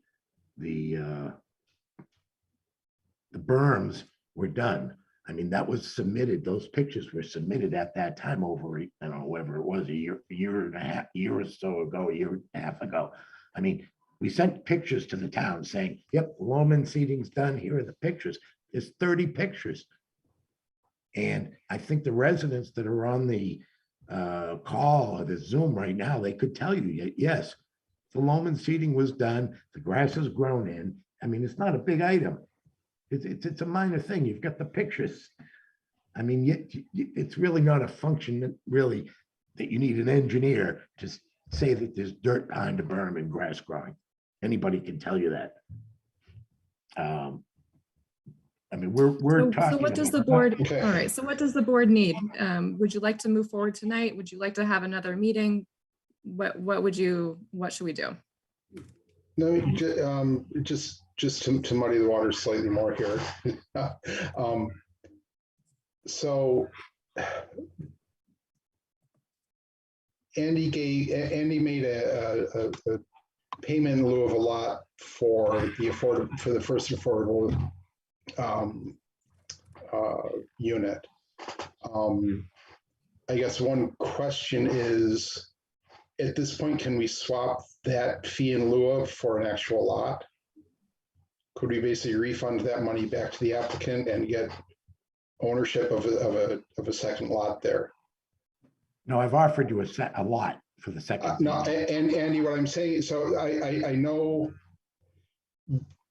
you weren't happy with what the appraisal was, and all of that sort of thing. And I'm asking, and this is as much to Valerie, who needs to check to see if this is even doable, is if we, is there an option to basically refund that fee in lieu of in exchange for getting, basically having, instead of providing one lot for the second lot, instead of providing an actual lot for the second lot, provide 2 actual lots, but get the fee in lieu of that you had already paid back.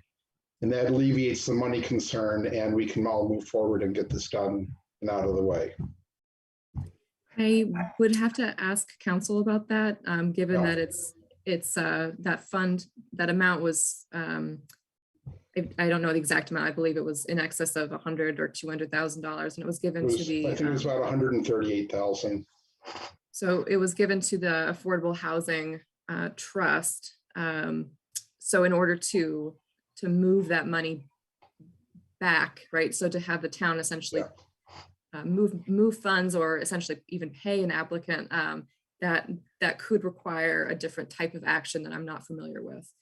Right. But Yeah. that's And like I said, another. I'm not even sure if Andy would be interested in pursuing that. I'm trying to think of other alternatives to get us past this without, without leaving everybody exposed. Why are you going back to the first inclusionary? I mean, that's done. I mean, he's just talking about the second inclusionary. you're really muddying the waters. I mean, it seems to me that I'm trying to, I mean, I know Andy has never liked the appraisal that was there, but had to pay it up because he needed to get occupancy permits. I mean, am I wrong? Am I wrong in saying that the first one's paid? He's saying instead of the fee in lieu of for the second one, he's willing to donate a lot, right? yes. Right. I'm talk saying more on that if that? we can get the roads accepted this year, it's not a good thing for me to donate the lot because eventually that lot is going to get improved. Do you know what I mean with a road? So Yeah. the lot is then worth a lot more money than is actually due you. Right. Because you only do money for an unimproved lot. That's why I don't like donating the lots. So is it possible to get moving on that donation? Of the lot? Yeah. Yes, it is. But again, we're here talking about, we got to get the plans in 2 weeks, or there's nothing left to talk about for this year.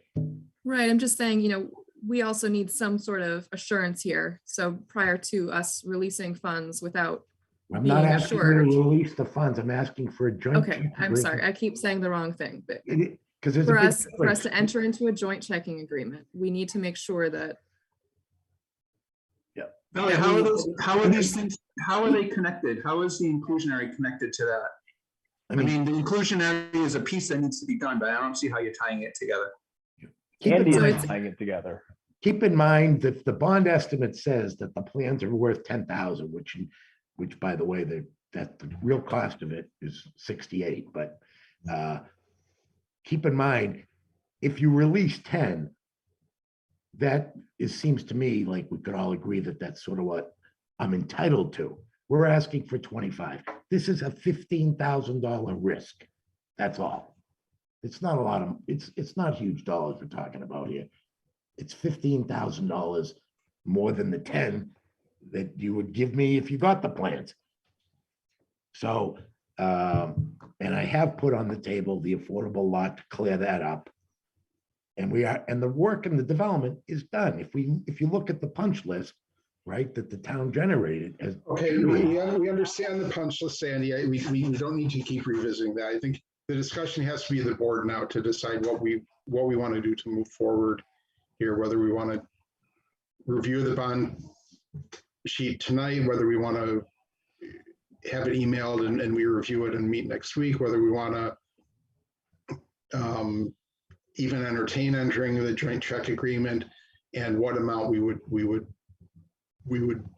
whether it's the 10,000 or the 25,000 that we'd be comfortable with doing. So I think it's the board needs to weigh in on that at this point.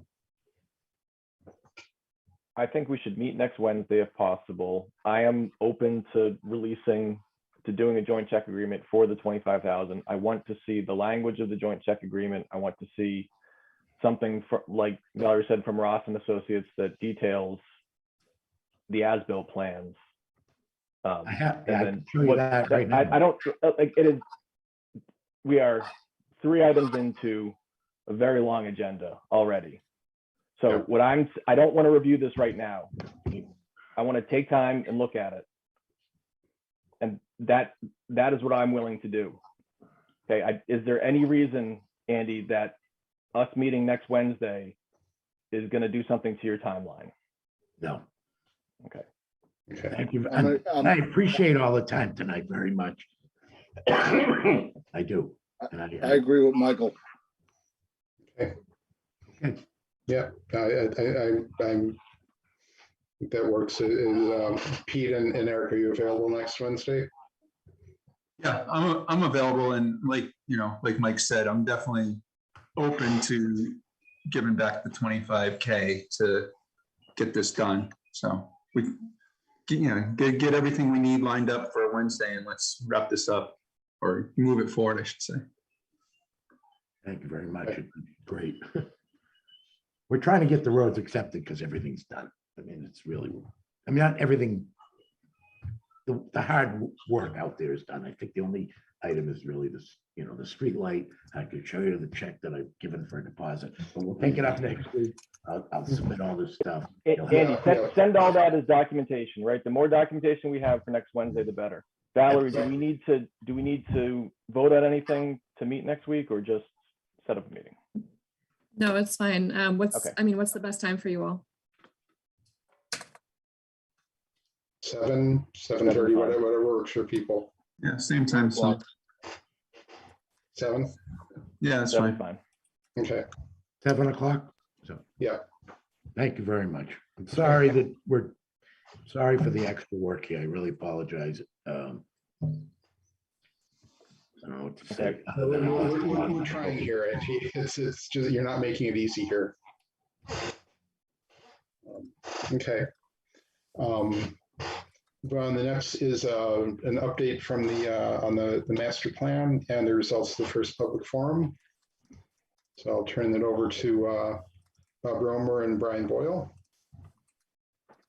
Okay, well, thanks very much, and kudos on a sustained 2-hour conversation over development. I feel for you, but admire you in doing so. Brian, I have it. If I can be given the right to share, I'll pop up. Okay.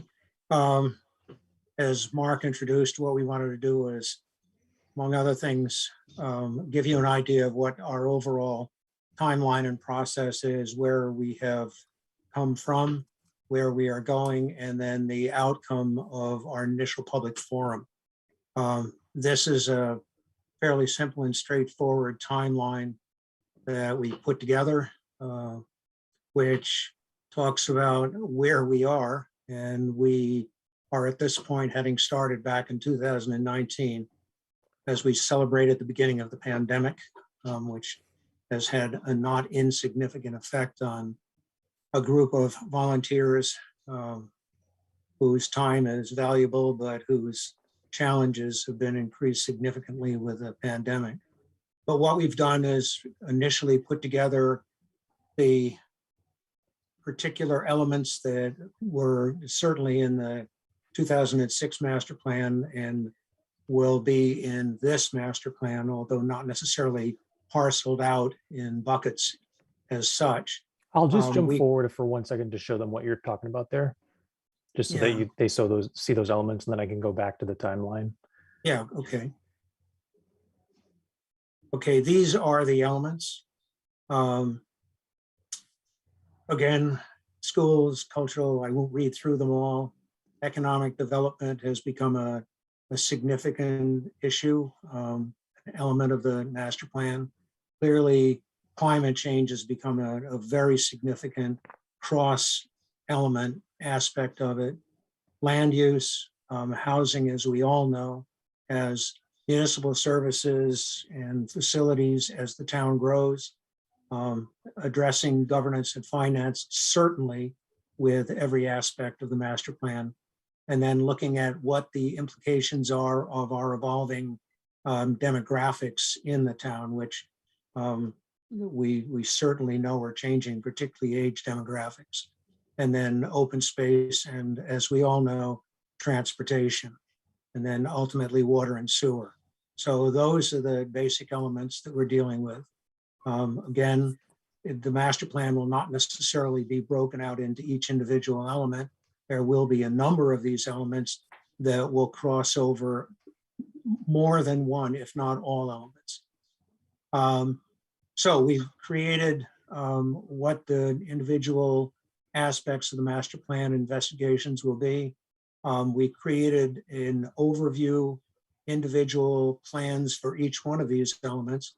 And the first activity, which we started pretty much in late or mid 2020, was to assess current Bolton information, which in itself has been, as you can imagine, a bit of a challenge with the pandemic. But I think in many respects, it's been very valuable to us and to the public in the amount of information that's been developed as for Bolton as it now stands. We have had initial public outreach. Hopefully you were all involved in our survey. that did inform us in many respects, but we're certainly not stopping with that. And back on October 17th, we had a first master plan forum.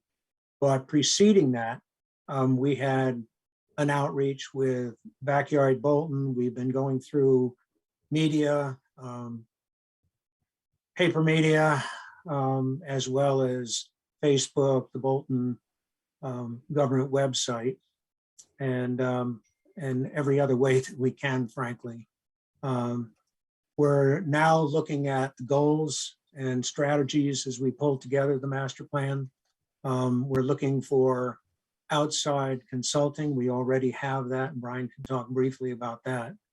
And we expect that there will be additional focused public forums, topic specific, that will inform us further in critical issues, critical areas of concern, particularly with our growth. Not to mention the fact that in addition to having an impact on the development of the master plan, the pandemic has affected where we ultimately would be going. It has changed the overall environment of Bolton and all of us everywhere. And then we expect towards the end of this year, a public presentation of a draft master plan.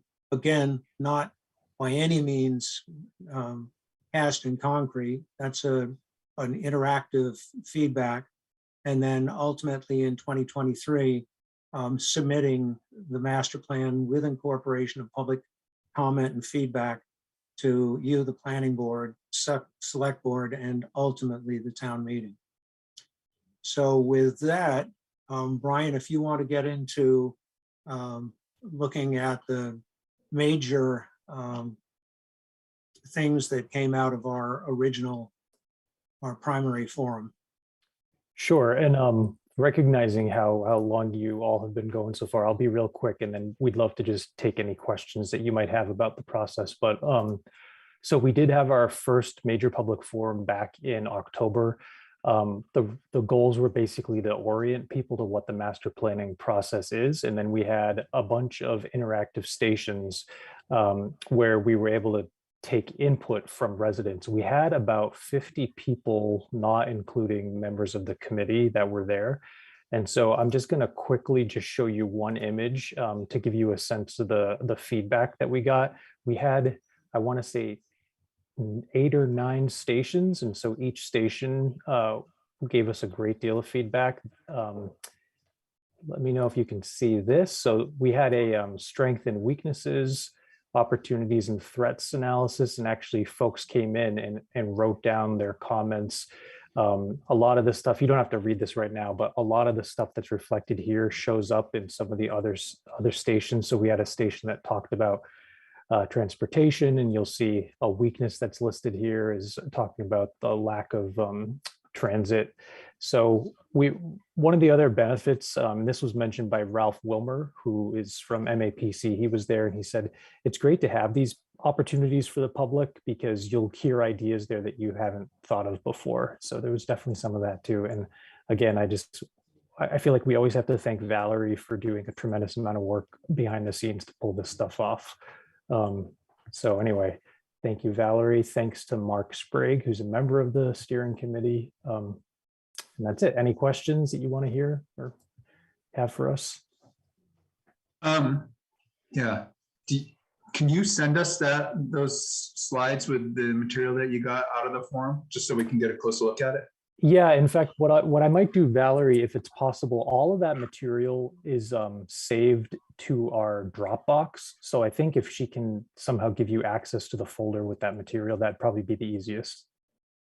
Okay. I was talking to Valerie about this, and I think Bob might have been on the email. I'm interested to know the demographics of who's coming to the forum. Just because, based on annual town meeting, who comes, it's a fairly narrow subset of people. I definitely want to get the voice of the working families and younger families and newer people moved into town. I don't know if that means like a Zoom meeting, like later after the kids go to bed or something works. I'm not sure exactly how, what would be best for people. But we definitely have to make sure that we get the voice of those younger families and people with kids who can't attend, forums. I know I think it was on a Saturday, but the sports going on, and it's just tough. It's tough for people to make things in person. So we should probably take advantage of Zoom to try to get, more voices involved. Yeah, Eric, that's, a real good point. And as a matter of fact, we had a lot of conversation about that for a public forum and decided to have it on Sunday afternoon for that very reason, so that we didn't interfere with sports. That helped somewhat. But you're absolutely correct. We need to set something up so that we do get that demographic. One of the things we did get was a lot of demographic information in our survey. We actually do have a pretty good idea of the respondents' ages, which was actually, I think, pretty good. The one area we're missing is the future generation, the high school kids, and we certainly, they're not taxpayers now. There may not be full residents, but they're very, very important, and their perspective is important, certainly to the town services and resources that we have. Brian, you want to comment on anything else? No, I'll just add that I do think that for a future forum, we definitely intend to have either it done entirely virtually or a virtual component, because we agree that mixing up the ways to attend a forum would be a good thing. Now, in addition to that, and Valerie may want to summarize it very, very quickly. And Eric, you've been involved in the business district assessment and market study. And part of that will definitely be surveys and carefully orchestrated surveys that make sure that we get the appropriate demographic respondent in those surveys. And based on what we had seen from a similar effort that was done in Stowe, the results were, I think, very, very good, and really did represent the working folks, but the business community as well, which is critically important. I think the EDC was kind of talking about this on Monday. It sort of came up about the outreach and the survey and stuff. And, we had the idea of, like, I know like Mike is involved in baseball. So if we can, hit, different corridors and not necessarily just advertise it in general and have people come to us, but we should really drive towards, every Saturday morning I'm at the soccer field, and, I'm fairly confident that a major percentage of those parents at the soccer field aren't the same people at annual town meeting or forums. There's not much overlap, it feels like, between that group and the politically active group. Yeah. So, we were saying, well, we could just take the forum physically to them, Yeah. just really drive to get those people's voice. Because, to get the voice of the working family in town, I mean, I've been here 10 years. Maybe it's been the same before I was even here. It's just really hard to get that voice, so we'd probably have to go to them versus having them come to us somehow. Well, to your point, we also need to address that for town meeting. Yeah, yeah, for sure. Yeah, and I mean, any discussion around town meeting, it's like, well, what would be a better day to do it?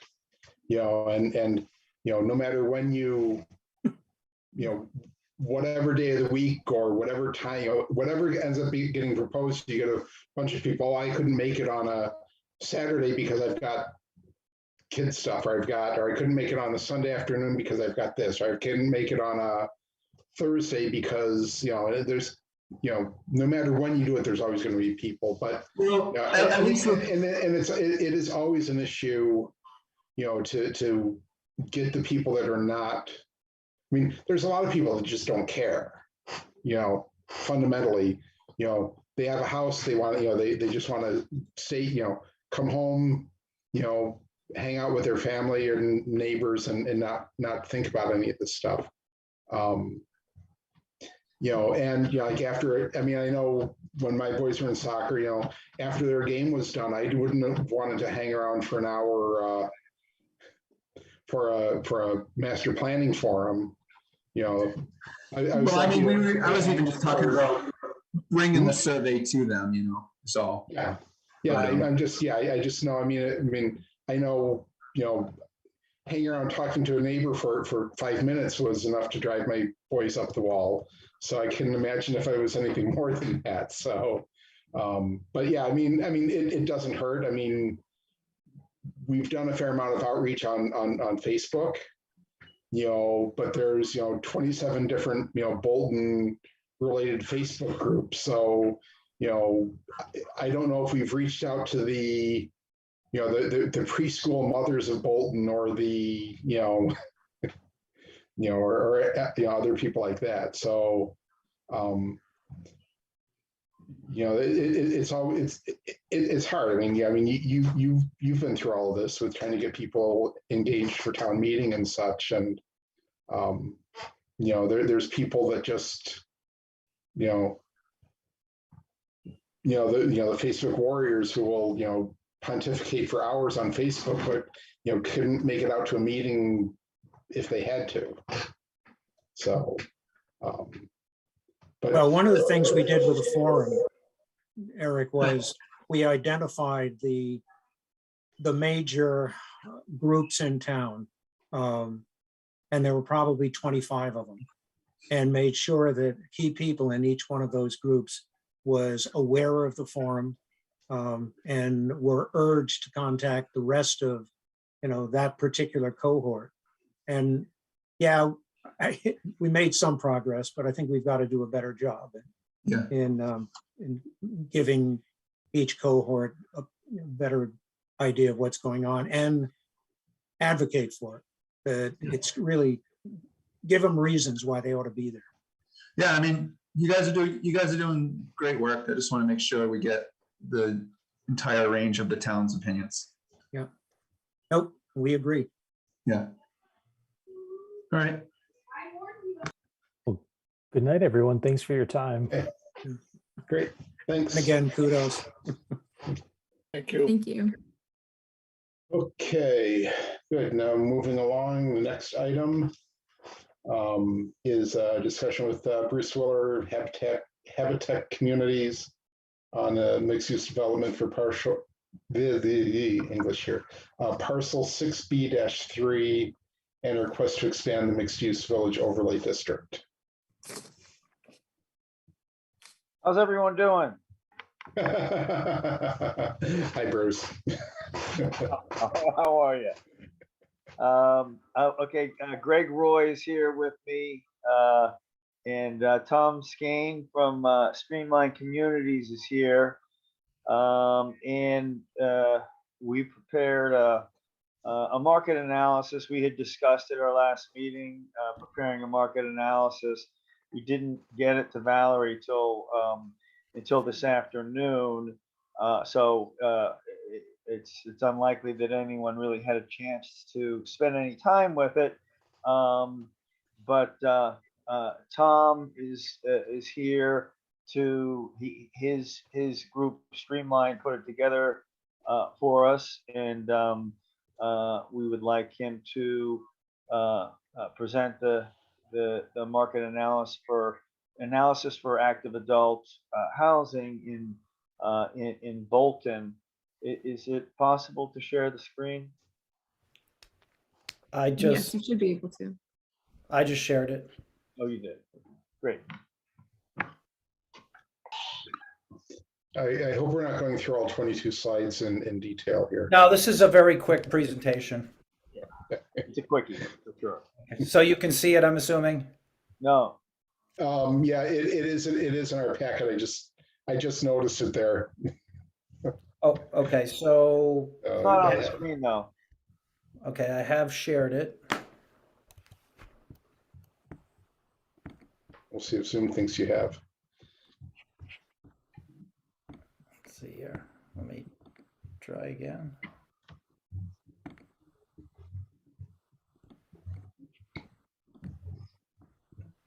How's that? That's it. Yeah.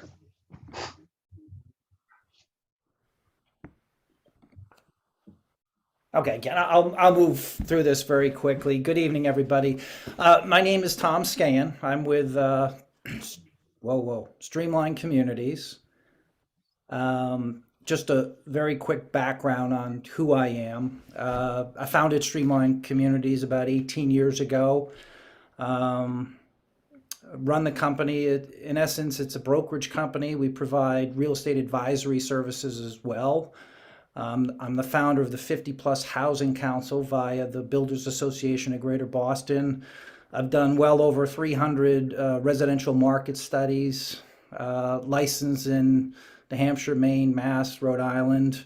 Currently working on 20 new construction residential developments across New England. We've sold close to 5,000 new homes. We're one of the few companies that do this in the country that focus on advising, marketing, selling new construction communities.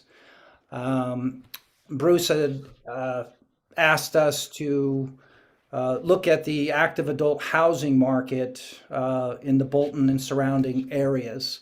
So we're going to walk through very quickly a demographic analysis and some conclusions that we came up with. As you all know, Habitat Communities is proposing the development of a 5.4 acre development to the west of the Tadmore single-family subdivision. And their concept plans indicate the parcel's inclusion in the Bolton's existing mixed-use overlay district. And the residential component is proposed of 47 age-restricted ownership units and 5,000 square feet of commercial space. The town of Bolton has requested a market analysis assessing the current need and demands of the active adult housing, within, Bolton in the area. So the purpose of this document is to review Bolton specifically and the surrounding towns and highlight from our perspective the need for active adult housing. So the existing Bolton 55 to 84 households for 2022 represents about 1,069 households. Out of the 1,861 households. So that's 57.44% of your demographic is between the ages of 55 to 84. And our source for this data is Claritas Pop-Up Fact Demographic Trend Report. That's where we pulled the Bolton information as well as some of the surrounding towns, as you'll see. So you can see the growth from 2010 to 2022, which has really gone from 644 to 1,069, so 38% to 57%. So your demographic has changed significantly. And when we look in the suburbs, and when I say suburbs outside of 128, we see this a lot with the baby boomers shifting, aging. That percentage in the suburban towns, continue to grow. Existing Bolton households, as I said, 1,861. The existing Bolton age-restricted supply, we're aware of 60 active adult homes, which is the Regency on 117. That's a Toll Brothers, project. So on a percentage basis, that's 3.2% of the households that are active adult housing within Bolton. Now this page kind of gives you a nice overview of Bolton and the surrounding towns. And, at the bottom there, going from, left to right, we'll, just take Bolton. We've got total households. As I mentioned, 1,069 households, 55 to 84. That's the 57%. And then the 60 units, which is the Toll Brothers, that gets us to 3.2% of the population. If we add in the proposed 11 more units, you're at 3.8%. So if you look at that blue column there, the existing active adult housing kind of marketplace, if you will, Bolton, this is kind of what jumped out on the page to us, has really the highest or one of the highest concentrations on a percentage basis of 55 to 84 households, and one of the lowest production of active adult housing at 3.2%. So Harvard is the only one that has, more households between that age cohort and fewer housings, if you will. So if you go down to the bottom to the right, you can kind of see the averages. So for existing active adult housing, the average is 5.8. So again, at the 3.2, we're well below. And then if, to the right there, we're just adding in, the proposed active adult housing, and the average there is 7.8. So you can see some of the surrounding towns are really adding new production as it relates, to their percentages increasing as well. They're trying to keep up with that demand.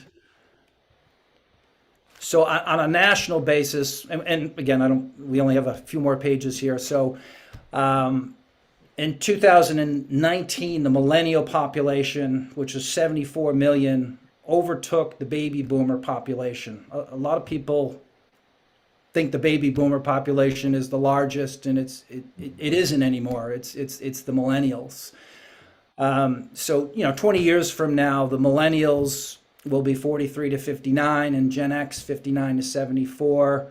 So that new age cohort is really going to march into the future of housing, and they're also going to demand, from what we can see, active adult housing. And when we say active adult, we're typically referring to deed restricted, 55 and over.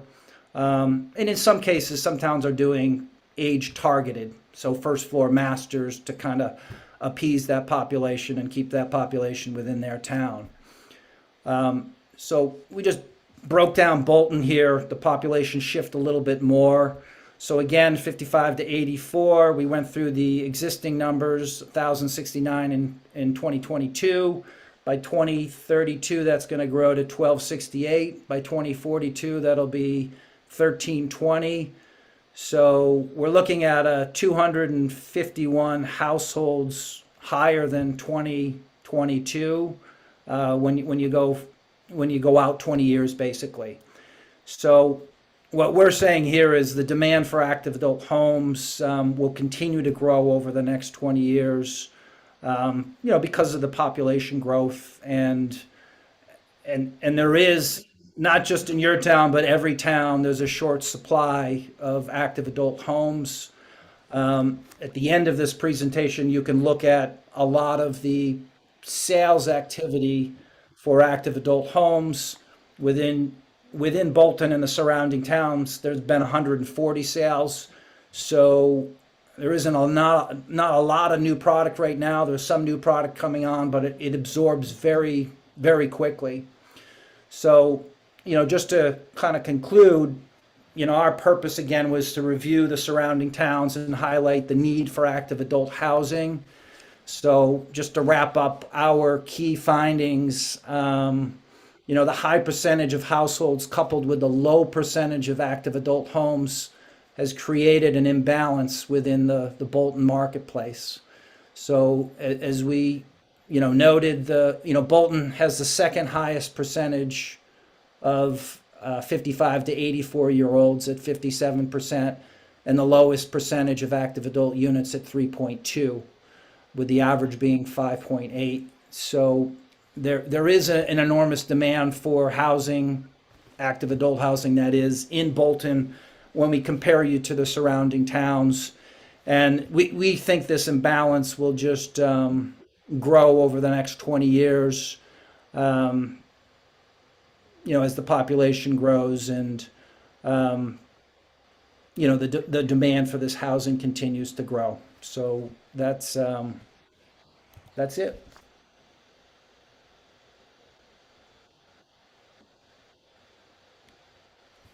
Any questions or thoughts? what is the, as Bolton, what do we get out of deed restricted versus just targeted? But if we just So- do targeted versus deed restricted, it leaves more options for people. I mean, do over 55 not want to be isolated just over 55? Or, I mean, how does? So- First of all, we're open to either. We're open to developing either. We're just identifying the demand that we see. I think Tom can answer the question best, but from our standpoint, we're willing to go either way, age targeted or age restricted, whichever this board and the town feels most comfortable with. But go ahead, Tom. Yeah, so we've sold more active adult or age targeted homes than probably anybody in Massachusetts. And when you build a first floor master bedroom, 90% of the buyers are 55 and over. So to answer your question, Eric, from a buyer's perspective, they would rather purchase a non-deed restricted home because it's always more marketable. You can sell it to more people at the end, so the value is more sustainable. We've gotten into this age restricted, deed restricted stuff because towns are afraid of adding more students to the population. That's going to cost you from a taxpayer perspective. But in reality, it really doesn't add any more students. I'm in a 32 unit condominium community in Chelmsford. We have one child in the building. They're all first floor masters and there's no deed restriction. But you're going to get that demographic because it's new. And when it's new, it's a little more expensive. And it's got a first floor master, and you're going to attract that 55 and over. I think on multiple boards we've looked at this, and like you were saying, the average kid per household of like a standard colonial is 1 or slightly above 1, and I think what we saw is a condominium type situation, a more dense living. I think we looked it up when we did the cottage overlay. A more dense situation, I think it's more like 0.6 per household. So, and like I used to live in Ridgefield and Clinton, and I don't remember seeing any kids, and that's like 300 units. So, well, there were some there, but yeah, There were definitely kids there. Yeah, I had friends there. Yeah, I mean, to answer your question slightly differently, Eric, is from a developer perspective. Age restricted lets them use the lower numbers from Title V in their septic design. Age targeted doesn't. That's a good point. So the unit number would go down, is what you're saying. Yeah, and it doesn't really matter to us either way. We're interested in pursuing whatever the town feels most comfortable Can I ask a question? with. Sure. Yeah. So it seems like there's kind of this assumption that the existence of folks over 55, correlates to a demand for age-restricted housing. But I'm, thinking back to that slide on the comparing the existing town 55 and over housing stock. I'm just wondering if you, in your research, do you know kind of an estimate or some idea of the percentage of folks moving into age-restricted units that come from within that community? I do actually. So we've done so much of it that we've tracked where buyers are coming from. Developers hire us to kind of fill up their new construction projects. So we need to know where people are coming from so that we can get them. So 80% of the buyers come from a 5 to 10 mile ring. Okay. Only 20% come from outside. Now that's different if you throw in like a Pine Hills, which is more of a destination location, then that net is much wider. But for kind of a standard 495 Beltway active adult community or age targeted community, those are the rings you're looking at. Okay. One comment, and I spoke to Bruce about this the other week, and I now that I'm seeing this in the PowerPoint, I'm realizing that I omitted the 28 units at Bolton Country Manor. I believe those are also age restricted, so we might want to add that in just so Bolton doesn't look like we have such low numbers. Yeah, absolutely. But I'd also note, I mean, You don't purchase it's those, interesting to- right? Does that, what'd you say? those are rentals, right? Does that, It doesn't matter though, Michael, either, it can be rentals as well. Okay. If it's active adult or age restricted, then it would fit into this. okay. So I was also thinking, you know, millennials, and I think this year the eldest millennials are turning 41. So I'm thinking what I've at least heard is that, and I've, can see it within my own cohort group of friends, is, they're just not buying single family homes at the same rate, or even condos at the same rate that, generations before them did. So I'm wondering, if millennials have less equity when they are 55, right? If, that type of housing, the price points may still not work for them. So I think that there's, as you're saying, Bruce, like there are other reasons to continue to look at the age targeted, thinking about the need for smaller units, kind of naturally getting that lower price point, or even just getting a mix of price points, having some larger units, some smaller, and seeing what might be affordable in the future. Tom, do you want to address that at all about the millennials buying homes? Yeah, so we're seeing millennials really starting to get into the marketplace at this point. Okay. And it's really one of the key pillars that's driving the housing boom right now. So I'll give you for instance, we sell a lot of active adult homes, and a lot of the millennials are buying the resales.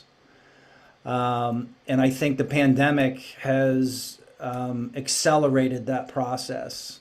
So we've seen this migration out into the suburbs from millennials. There's still a ton of them that are living in the South End, as we all know, but we've seen a lot of new household formations and a lot of the millennials getting into the marketplace and really maybe not buying the brand new stuff, but they're buying the resale stuff. And Okay. But at the end of the day, they are going to grow old and they're going to need first floor masters like everybody else. And I just don't see, that going away. But Yeah, certainly there's a lot of it's undeniable the housing pressure in our state. So yeah. Yeah. And this might be more of a question for Bruce, but I am wondering, and perhaps you've mentioned at a different presentation, but do you have a target percentage of affordable units to provide? We were going to comply with. I think there's a percentage in the mixed use village overlay district, and that may be.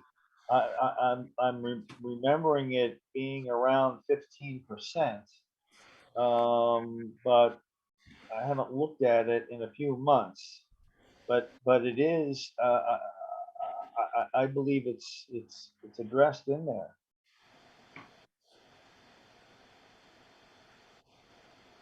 I mean, I don't think I have a strong preference for targeted versus restricted, but because this would require a zoning change, I mean, I guess we'd have to say, what does one or the other have a better chance of getting us to pass the zoning change, right? And back to Eric's comment about who shows up to town meetings. Well, we're talking about expanding the mixed-use village overlay district. Zoning change. Right. But I think it would, I believe it would allow for either. No, my point is, if you sell it as one or the other, right? I see. Like how you're selling this development to people, and who's gonna want to vote for this parcel to be included in the mixed use overlay. Right. Michael, that's a good question. Over the past year, we successfully did we did 2 of these. We did one in North Reading, and it was age restricted, and it did pass overwhelmingly. And we did one in Stowe, and that was age targeted, and that also passed overwhelmingly. And neither the targeted or the restricted really became neither became an issue back and forth, and it was really the preference of the boards that we were interacting with that dictated both of those directions. It really came from planning board interaction that ultimately sponsored both articles. But we didn't see resistance to either, and maybe that speaks to what Eric and Tom were talking about, with that they both have similar results for children. But I think we can be nimble if there's preferences one way or the other. Mike, are you thinking that just age restricted would have an easier time passing? That's what we were targeting. Yeah, right. I mean, you say it's a win-win for the town. You're providing housing for people who want to downsize and guaranteeing no kids in the school. Right. Now, otherwise, you have to make the argument of age targeted that, well, even though it's not restricted, it's the type of people who tend to live there don't have kids. Mm-hmm. Or if they do, it's very young kids. Preschool, before school. Kids are in the school system, so. Well, I'm just saying, it's like a new family. They have a newborn, and then when their kids get older, they move to like a single family or something. Right, and typically the discussion, in these other scenarios, once we got to a certain threshold with the planning board, then we went and saw the other boards and got consensus feedback, and everyone had different perspectives of things that they cared about. Certainly some folks were concerned about the affordable structure. Some were concerned about the town revenue and how it affected town revenue. And as we put all those things together, it does give an opportunity to get wider feedback on that issue.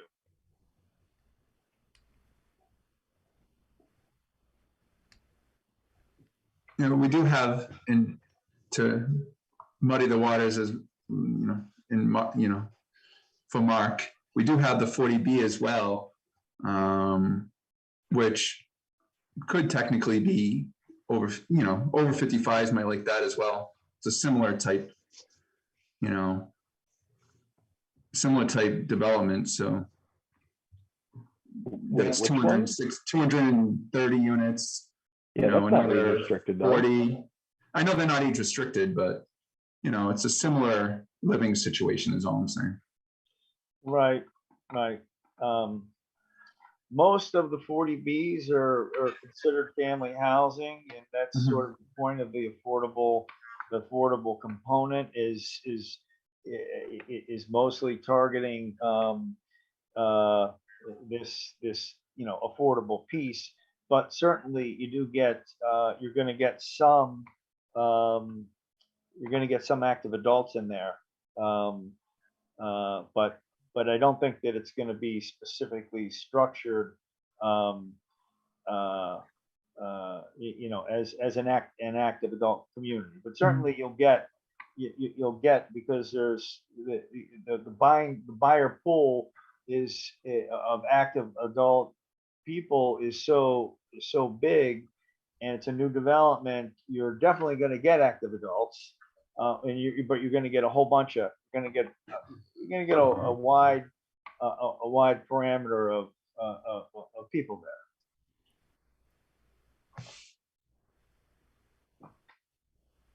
So, I mean, I think it helps. It doesn't. I don't think it just.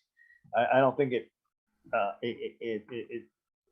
It doesn't really plug the imbalance, but it does. I think it helps. It'll make a contribution. Yeah, I mean, so I've mentioned this before too, is that the reason why we divided out that parcel from Tadmore is to get some business, and it seems like it would be tough to have it. The reason why we got the mixed village overlay, the mixed use overlay, was to work with developers, to say, well, we'll get some business, but then also the housing will help pay for that type of development. So I understand, personally, I would prefer that it was all business in that zone, but this is a good compromise, I think. It's just a lot of housing, and there's so many moving parts in town, a lot of housing, and with the 40B and now this, so it's a lot to think about. Right, and there are a lot of limitations. We looked at doing a sort of a convenience center, and the proximity to the school with the tobacco really kind of kills the that is being a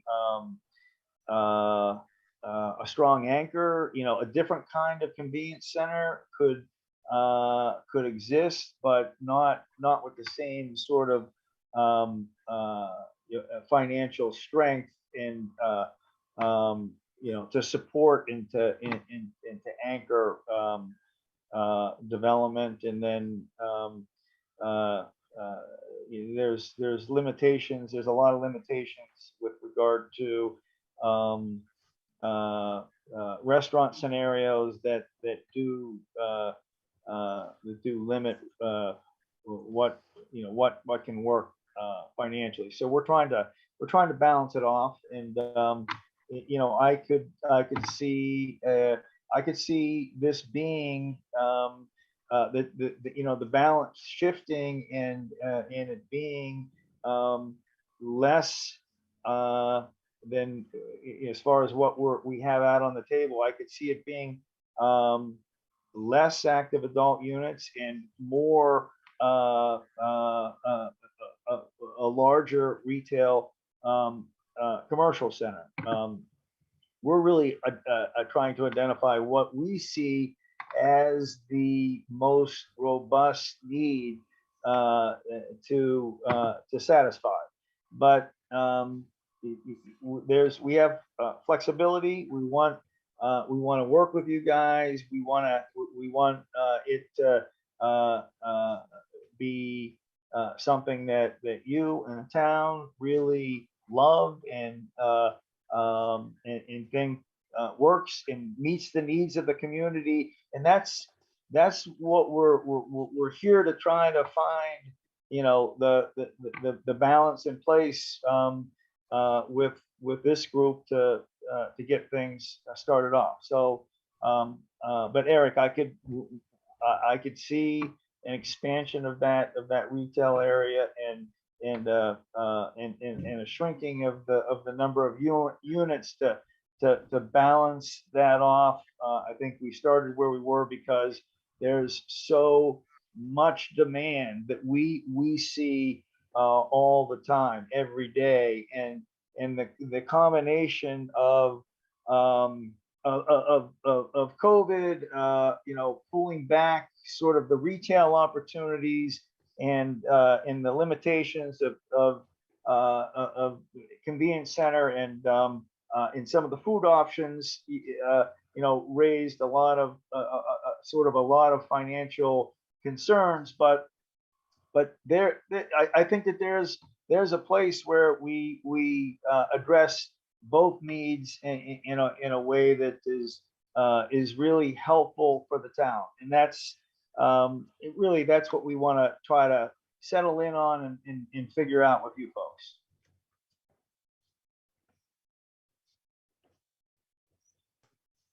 Okay. Okay.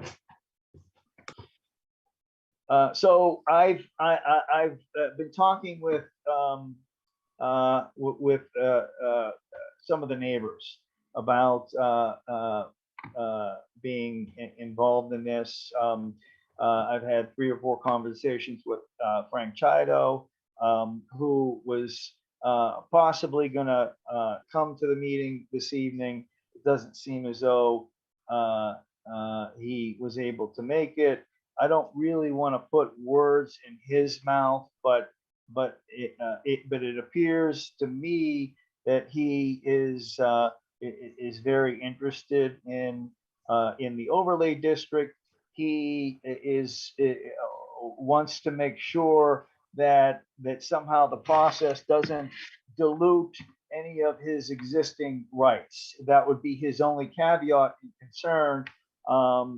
And I've had some similar discussions with Peter Katzis, who owns the Keller Williams, and I haven't quite connected with the owner of Classic Pizza. He was out of the country until New Year's, and then he came back and was super busy, and I'm supposed to meet with him Friday. So I'm in the process of organizing that group, and I'll either have them come to a meeting or assemble letters of where they defining where they stand, depending on what is most practical. But a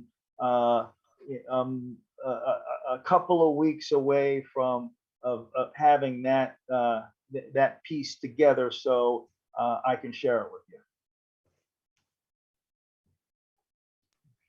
Yeah, that'd be good. Yeah, definitely the village, the mixed use village overlay is to spur diversity of housing and to, get more development, to entice developers to come up with, what would work for them to be able to develop the parcels we have. So it's definitely an interesting opportunity.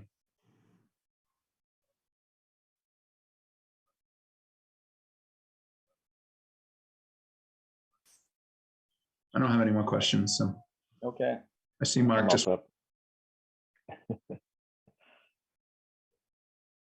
Okay, so next steps, other than me bringing in the and just organizing the other parcel owners that we had identified, where would you like to go with the discussion?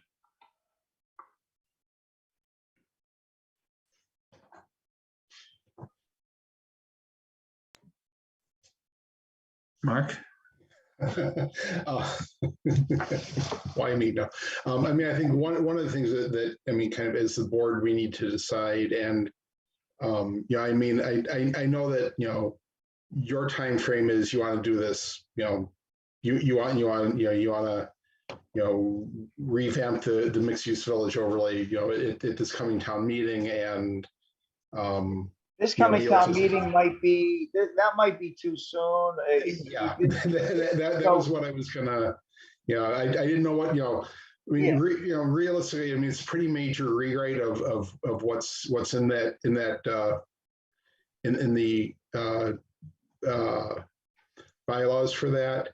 And, we definitely want to make sure we do our due diligence around the whole thing, make sure that we've got, understand what it's going to do to that part of the town.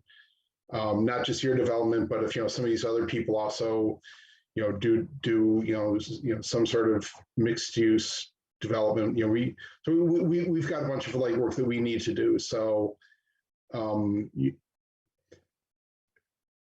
I think in general, the board isn't opposed to the idea.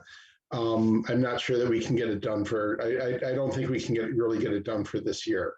No, and I agree. I think that this coming town meeting would be premature. I think that I think that what I had in mind is for us to continue to work and have a dialogue, and possibly the fall would make sense, but as opposed to having a specific deadline or pointing to something, that we work together, and when we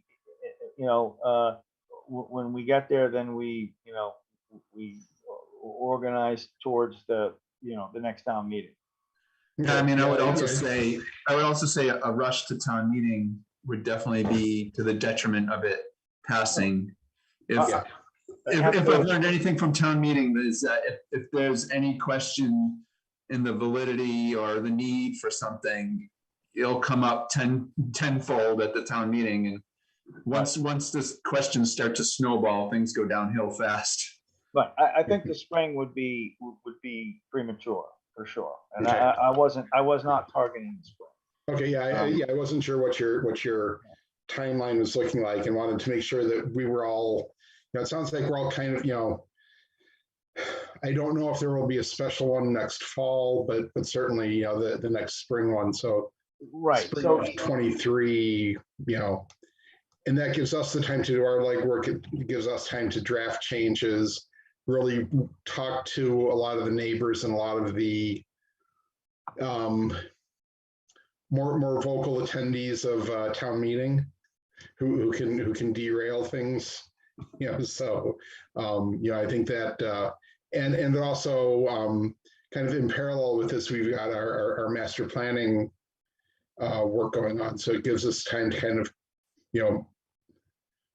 get feedback from that group to make sure this fits in with what they're seeing as part of the master plan, and it gives them time to look at incorporating this into the master plan if that's the direction that we want to go. So I think spring of 23 is probably a good target, and we'll keep having the discussions between but I think that's so in a few weeks, or into February, if you've got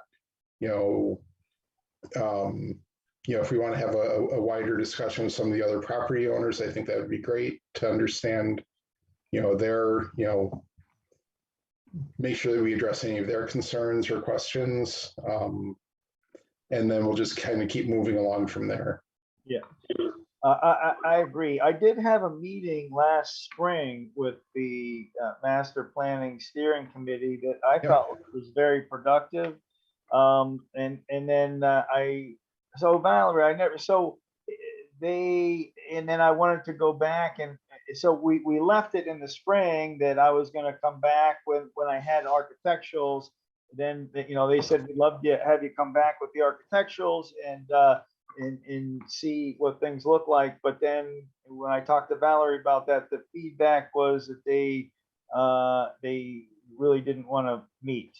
So I didn't understand the dynamic around that. They maybe just wanted to get a little a little better understanding of that.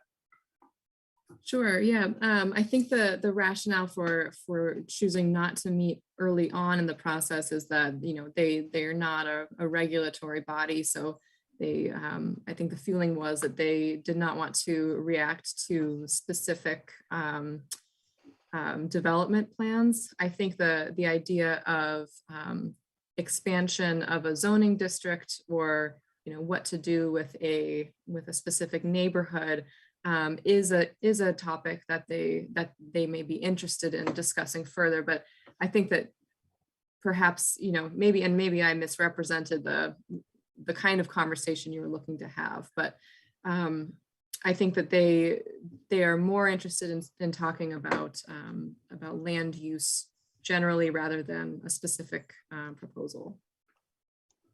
Oh, okay. Yeah, that seems different than how I left the last meeting. That's all. So that Okay. I was puzzled because they said come back with the architecturals, and then when we had them, then we couldn't really get a meeting. Okay. But I would still be interested in meeting with them if there's other, you know, coming to one of their meetings. If there's, you know, if there's other thoughts, and would want to have their feedback, because they're really looking at all of these related issues that kind of tie into the planning and decision making for something like this. And, you know, I think that both components of our development do and can and do meet real specific needs that in Bolton. Okay, yes, I can reach back out to the chairs and just see what what might be possible. You know, but again, I don't know that they'll necessarily want to jump in early on. So Yeah, and I know the agendas are pretty full, Okay. you know, for those meetings, so they may not want to get tied down on, you know, with kind of one development. You know, Sure. So. Okay. Okay. So I'll connect once I have some more clarity and structure to the other landowners. Okay. So, you know, possibly later in the month, or as you said, early February. Okay, I think that sounds good. All right. Well, I appreciate your time. Thank you very much. Thanks. We'll talk to you soon, I'm sure. Good evening. Okay. Nice meeting you all. Good to meet you. Thank you. to answer Brian's question here, there is not a page that shows the proposed plans. That's a great suggestion. I can add that to the planning board page soon. Thank you. This is also preliminary though, right? Like they haven't actually submitted anything? Well, they've submitted concept plans, which I think is definitely fair to share. So as long as I'm clear with on the website that it's conceptual and just a proposal. Yeah. Yeah. Yeah, and I'm sure we'll all hear about it if anybody doesn't think that that's clear. So. Okay. Mr. Chair, can I ask one question before I sign off? Sure. I see that you have, I wasn't expecting this, I was just here for Bruce, but I see that you have Houghton Farm Common Driveway on your agenda. Do you need me for that or I think that we have received what we need from you and Peter and our peer reviewers. So yeah, my advice to the board is that we're set. So okay, I won't stick mean, around. You're welcome to stay online and share in the fun here, but yeah, I also understand if you Yeah. Well, yeoman's work. I get these late meetings, so keep up the good work. I'll sign off. Thanks. We'll talk to you soon. Thank you. Okay. Okay, next on the agenda is the discussion of zoning updates for business district and business district and mixed use village overlay district. So I think both of those, well, I mean, some of that and the updates and the information that we're going to need there is going to be coming out of the business district survey.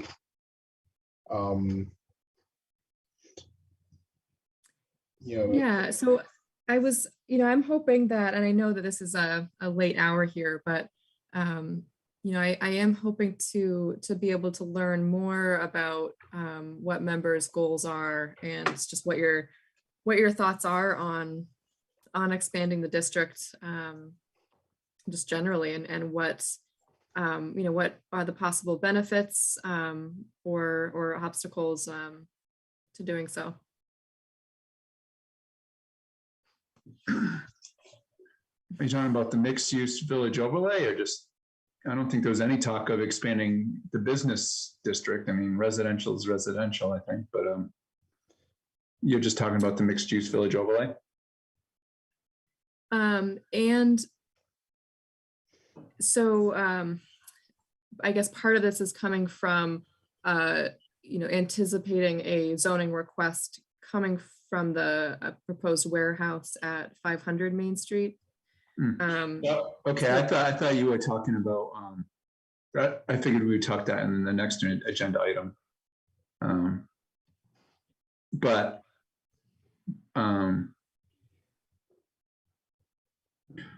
Yeah, if you want to talk about, that's a tough one, putting an Amazon right there at that intersection. I don't know.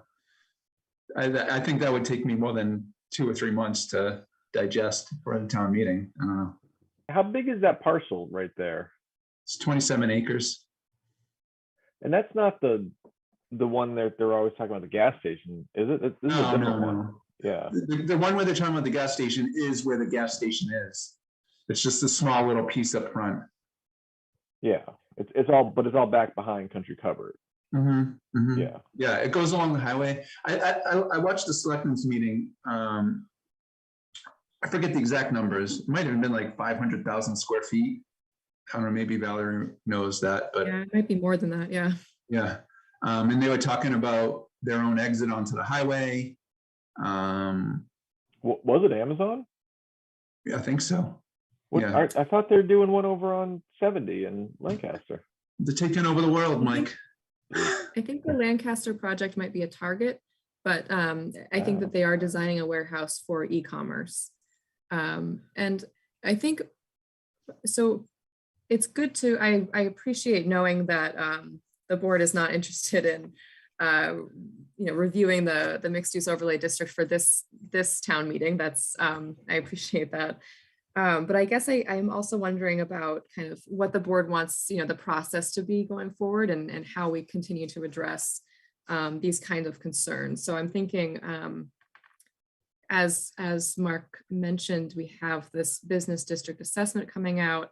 Hopefully it'll be done by the end of June, which will give us kind of a basis to understand better what the market might be for different types of businesses within Bolton. But it won't necessarily go through the where. So thinking more about where these districts should be, where they should be expanded to, is kind of the next step after that grant. So I kind of wanted to get your feedback on how you might envision a planning process around that. Right, so when you're saying so we have the industrial zone, which is on the other side of town, on the east side of town, and we have the district around 495, and then Forbush and Maine, and then like 626. I don't envision that we're going to be like expanding business into residential. If it makes sense to do the mixed use village overlay, which the intent was to spur kind of development. If we think, well, maybe we can get something at the Forbush, at the Tadmore lot there, or whatever we call it, the DPW, whatever that lot's called. You know, maybe it makes sense to do it, but it's like I said, there's a lot to think about adding the residential on top of the 40B. And so I don't think we could do it this year. And then the only other open question, like we added warehouses to industrial, which we thought was a good idea to try to use those spaces. But we never considered it in business zone because, you know, we didn't think it made sense in other places. But again, that's like another, we'd have to do, I feel like it's a big study to determine what that would do to town to add that right there. So I don't envision that we could do that this town meeting either. And are they still planning on on separate exit, or are they now planning on using the existing 117? I mean, they talked about an exit, but I mean, if you think of like the 290 to 85 exit, how those are so close, it's tough to get that 85 exit. You know, like it's already backed up on the highway. I don't even know if the state would go for that exit. I mean, it seems like it'd be dangerous. I mean, I don't know how that just would work. I just remember. What was that, I Mike? remember when they were putting in the Cimarano Drive exit. Right. I mean, they had to go through all sorts of hoops, and Federal Highway Administration got into play, and they had to prove that it was considered an urban area instead of rural, because the spacing between exits is different, and there's, you know, they had to, you know, it was a pretty involved process to even get that one, and that's a good distance from Route 20. Right. But yeah, I can't imagine, you know, trying to cram another, you know, exit and entrance right on, you know. Do they really mean another exit, or do they mean reconfiguring the existing exit? Because that's what the gas station people always I think say. it was brought up to try to like alleviate 18-wheelers and all the traffic that would be coming in and out of this facility off of 117. I think that would be a disaster, you know, in that area. Oh, yeah. I mean, yeah, no one's going to go for that. No. So yeah, so they did present to the selectmen the idea of their own on-off ramp so that all the e-commerce vehicles can use that. They have now switched gears and are proposing an at-grade intersection with 117. But I can't imagine the town would ever go, you know, I don't know. No way they would go for that. Yeah, and I'm just thinking,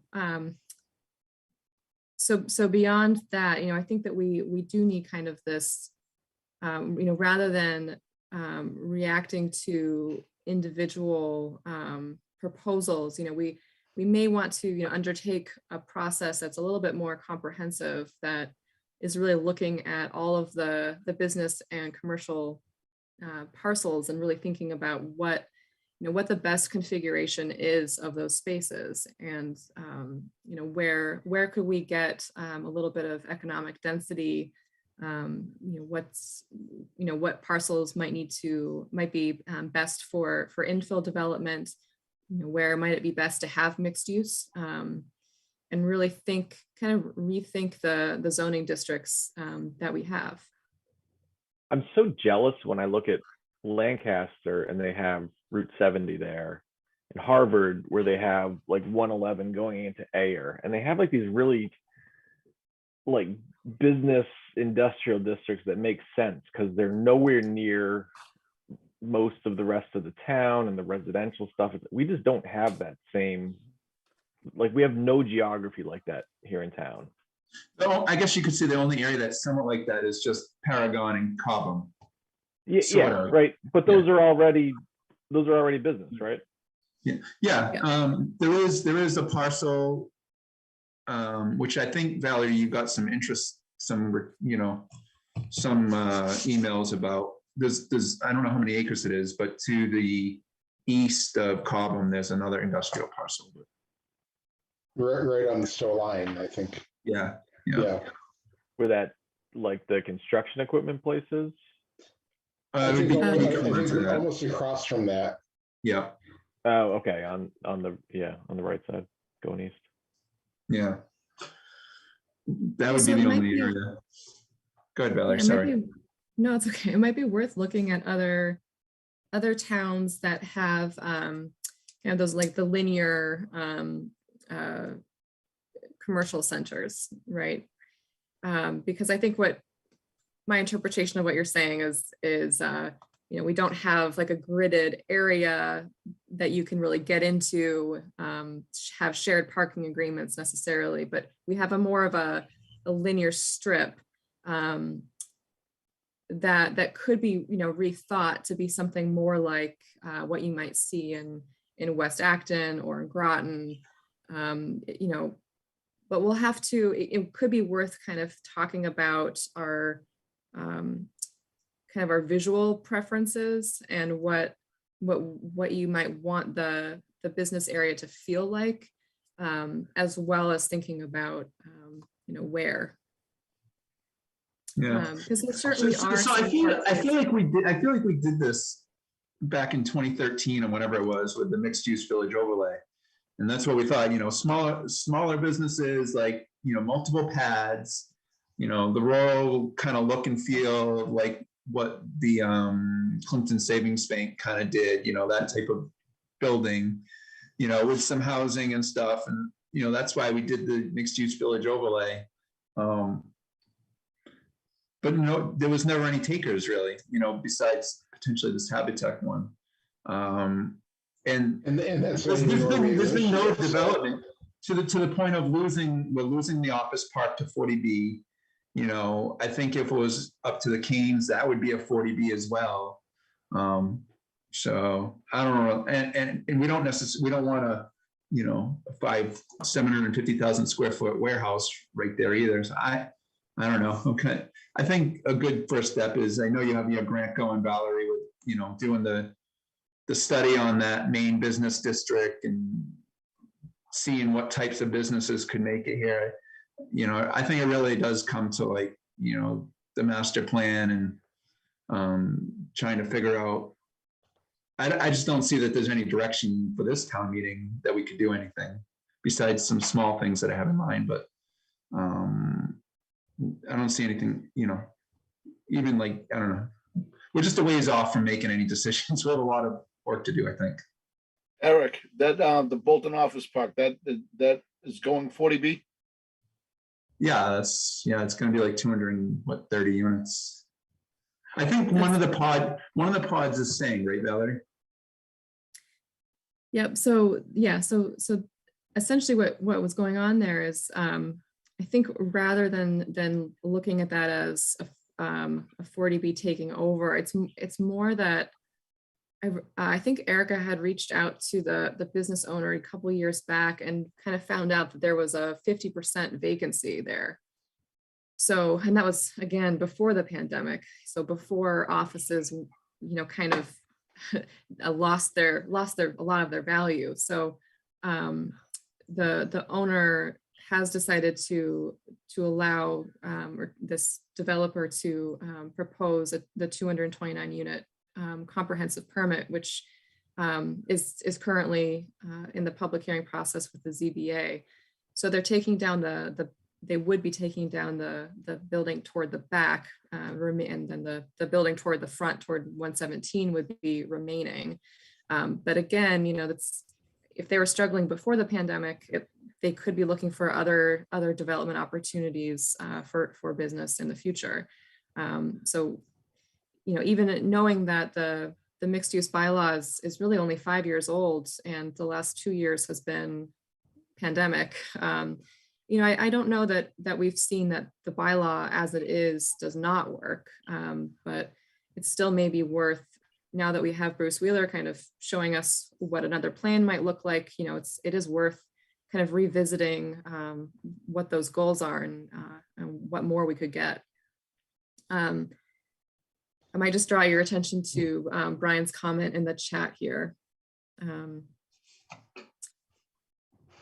If you all can see that. So he's looking at, actually, Brian, are you available to speak about that? Sure. Yeah, no, I heard what Mike and a few other folks were saying about like, oh, what Harvard has on Yeah. going into air. And this comes up a lot in the master plan steering committee, just like really curious to know what people think other communities have done well, so that we can kind of take a look at their zoning and just compare it to what we're doing in Bolton. So if you all have communities in mind that you think, oh wow, Groton really did this well, or Harvard does this well, like let Valerie or the committee know, because we would definitely want to take a look at that and integrate it into our planning. I think, again, just one person. I mean, my point was that the geography of Lancaster, it's like, you think about where Lancaster's downtown is, and it's like very Bolton-esque, quaint downtown. And then they have this spur way the hell off on Route 70 with access to Route 2 that lets them do all this stuff like, you know, gas stations and warehouses and, you know, Kimball's and all this and that. And like, we just have nothing, we have nothing like that comparable. It's like, if we didn't have the Bolton Flats and all the wetlands going from Bolton into Lancaster there, it's like, it's maybe that would have been our area for having that sort of development, but it's wetlands, so we can't develop it, right? Or it's the fairgrounds, and maybe that's Lancaster anywhere there at that point. Yeah, I mean, I think you know, I mean, the other like Route 70. I mean, you go along there.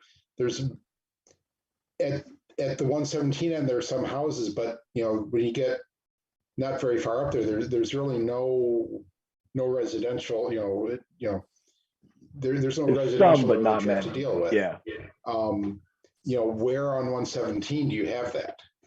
Nowhere. You know, we're on 85. We're on, you know, it's, you know, whether it's, you look on 117. Okay, yeah, right down you've got Cobham and Paragon, and you know, a little bit of industrial there.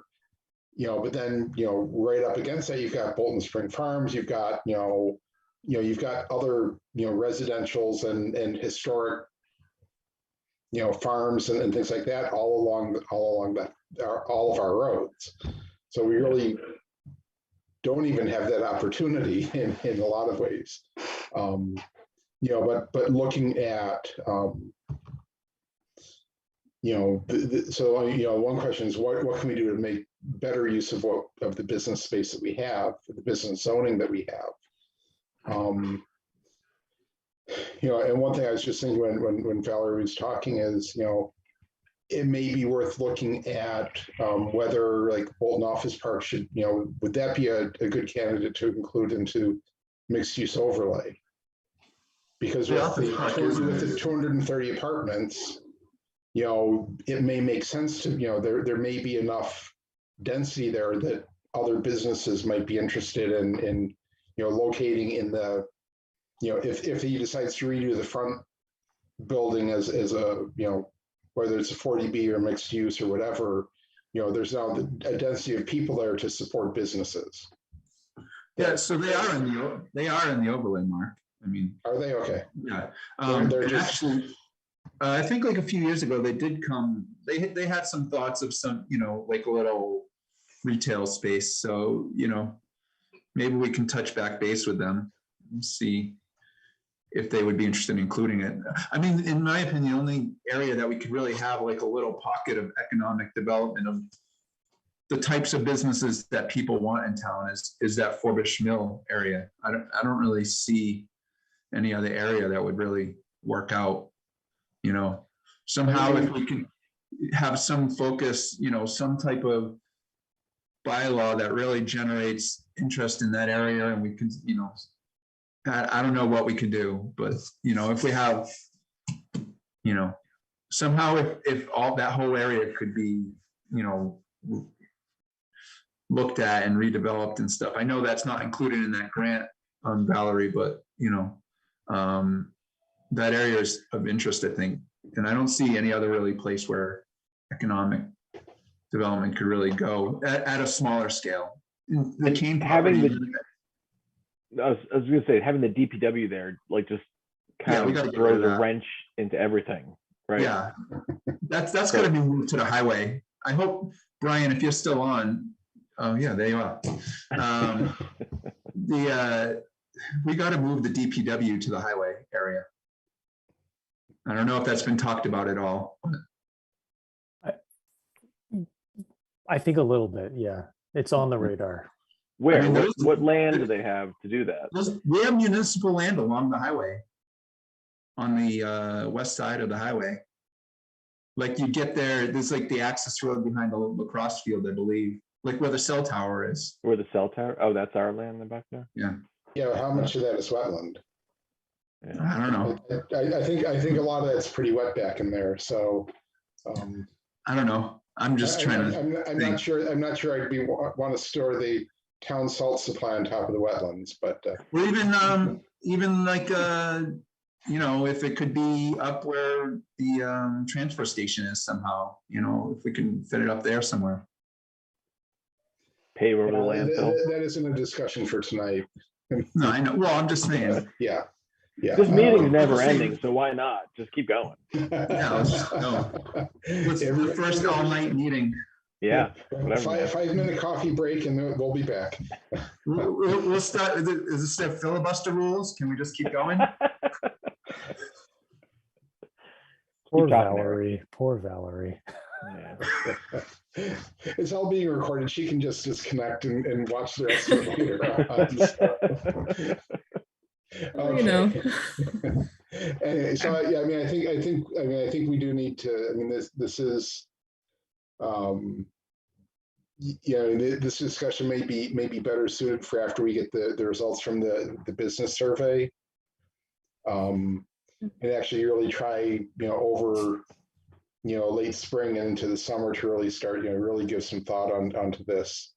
Okay. You know, and maybe not quite take our usual summer vacation and actually try to get some stuff done this summer and prepped for so that we're not scrambling next winter to try to get the stuff done. And by the way, I know that grant doesn't include that Forbush Mill area, but I mean, if there was another smaller grant available or something to look at that area separately, you know, I don't know. Yeah. I know. Yeah.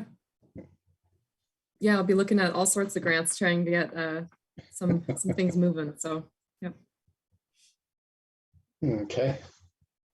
Yeah, so we'll definitely more discussion on this one. Okay, annual town meeting articles. What do we What's have? our current list? Mike saying nothing. Part 2 of our next special Wednesday meeting. I don't know. Well, I just to throw this out there, I just wanted to just let the board know that I have not had time to work on zoning articles. So I've been, you know, prioritizing the work that's been needing to happen with some of these subdivisions that are causing some problems, and the ZBA applications have certainly been taking some time, as well as the master plan process. So, you know, for me, typically zoning articles kind of come up organically throughout the year. So I don't have any now, but as you know, as we talk about these other changes that we might want to be making, you know, I think that some of that should be done, as we're saying, you know, in the spring and summer, to try to get some things on paper. The one that I think I will be trying to move forward with, because, you know, the deadline for town meeting articles is in February, or in terms of having a public hearing prior to town meeting.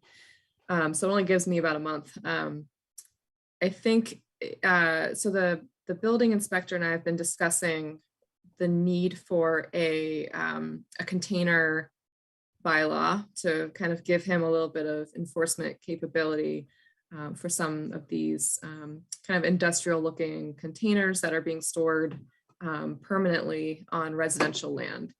So making sure that our bylaw is very specific about only allowing temporary storage outside in the residential district. What is this, like a pod? So we want to word it so that pods are still allowed, because that's, you know, that's a typical use that a resident might have. But they're still temporary. Yeah, temporary. Yeah, that's temporary. But we do, it sounds like there are some residents that have like shipping containers. What? Yeah, we call them Drago boxes. in the field. That's Who that's has- what they are. They're giant steel. Eagle Leeson is one of the companies that does Yeah. that has a lot of Yeah. them that are out Like there. residential houses have a shipping container at them? Yeah, you can store they're watertight. Oh no, we've got one at the baseball field, and it's awesome. We want to get a second one. Yeah, but after we pass our bylaw, I'll get a cheap one off of one of these people. Yeah, they're called either we call them Drago boxes or Connex boxes. Yeah. Yeah, I mean, instead of going to a self-storage place, you can buy one of those for relatively cheap, or rent it for, lease it for cheap. So, but so this is a thing, like there are houses in Bolton that have shipping containers. Mike, there are people out there that build houses out of these things. I've seen that. Yeah. Seen those, right? Yeah. San Francisco. Yeah. But it does seem like, Mike was saying, the building inspector was saying that he's got, there are some uses that you do need to have that outdoor storage. Certainly, enforcement might not be, directed at farms, but there is a need apparently for several homes to get rid of some containers. All right. I mean, you got to figure a 20 by 40 or 20 by 30, 20 by 10 by 20, whatever it is. It's an instant shed or an instant garage. Oh yeah. Drag them and plop them down. The couple of other potential bylaws that I thought maybe we should look at is the in-home business sign, like the sign bylaw, and allowing in-home businesses to maybe have, I think currently right now they're allowed like a 1 foot by 2 foot sign or something. And I know that some in-home businesses were hoping for a bit bigger of a sign. So we could look at that. And then the other one is the current gas station that you were asking about, Mike. As you all know, that their lot is split, and we determined that it's split. He would like to redevelop that gas station, but he can't really do it unless it's all business zone. So maybe we can bring back the article that failed a couple of years ago. We can basically take the same article and take out all the controversial lots and fix those zoning lines, like at Bolton Woods Way, take the industrial out of the residential area. I mean, there was a few. So maybe you can just pull it up, Valerie, not now, and send it out to us. And we could strip out Bolton Capital, strip out even the Kane property. Like with the Bolton Woods Way, why even include that one? Who cares? Right? There's houses there. The second you do that, now they've all got their hackles raised because you're like, whoa, what are you doing? Well, we're making part of their land is not industrially zoned. We're just making it. I understand that, but it's like, well, it's fine. Whatever. I think they were in favor of it because it gave them more room, little better protection. Yeah. We were going through all the zones and cleaning them up, basically. Yeah. I'm just saying, if you want something non-controversial, like don't do it like as minimally as you can. Yeah, it doesn't really solve the actual problem, but yeah, it cleans up a few of them. I just don't know that we can go and change the one lot. Maybe we could, but I think we kind of grouped it together to clean them all up. But maybe you can send that out, Valerie. You can pull up that old article and send it out to us or something. Do you remember who was the big person making a lot of noise about Bolton Capital? I think it was Sia. Chia. Yeah. Never know how to say her name. I feel bad. And I guess she did have a point because they were currently 4 acres business and it was going to move them to like 12 or 13.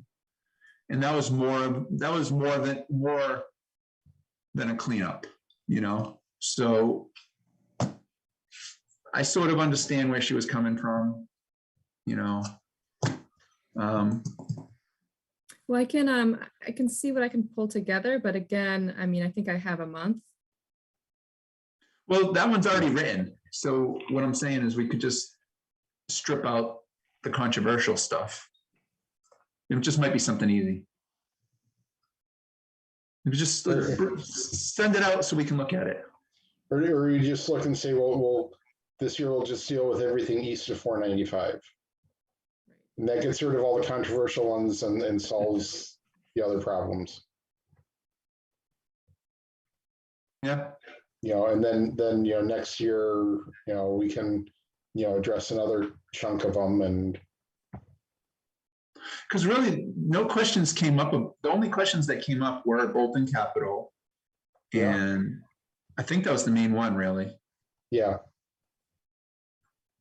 Yep. I don't know what the rest of the people on the board feel about that gas station being redeveloped, but I know that he's been trying to do it for years, but because of this issue, and he tried to find like a loophole around it with this A&R that he found somewhere where the line was wrong in it, Yeah.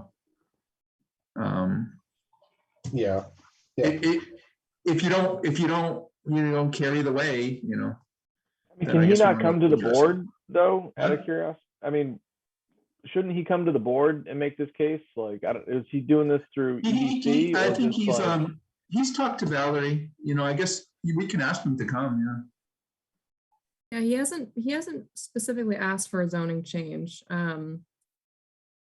It sounds like there is some controversy around some of the parcels, and it sounds like there might be some implications, like even hearing that cleaning up this like changing the zoning at this gas station might allow additional business to happen there. That sounds like that needs further study and further public outreach.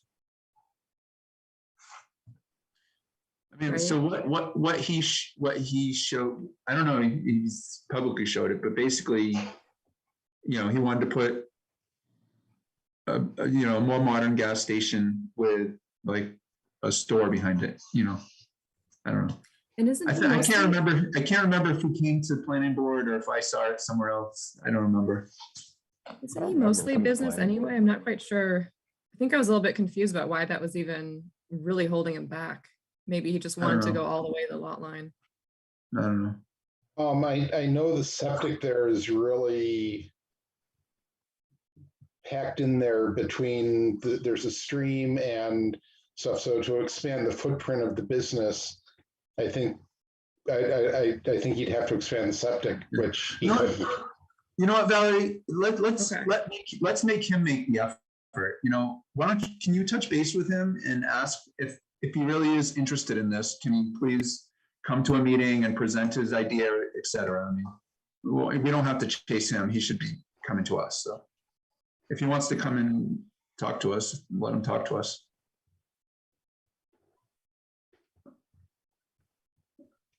Does that make sense? Yeah. Yes, sorry, I'm pulling up the zoning map. I just want to look at that parcel. Yeah, I think the commercial part is, I mean, it's when they drew the lines, they basically just drew a box and they didn't really care about lot lines.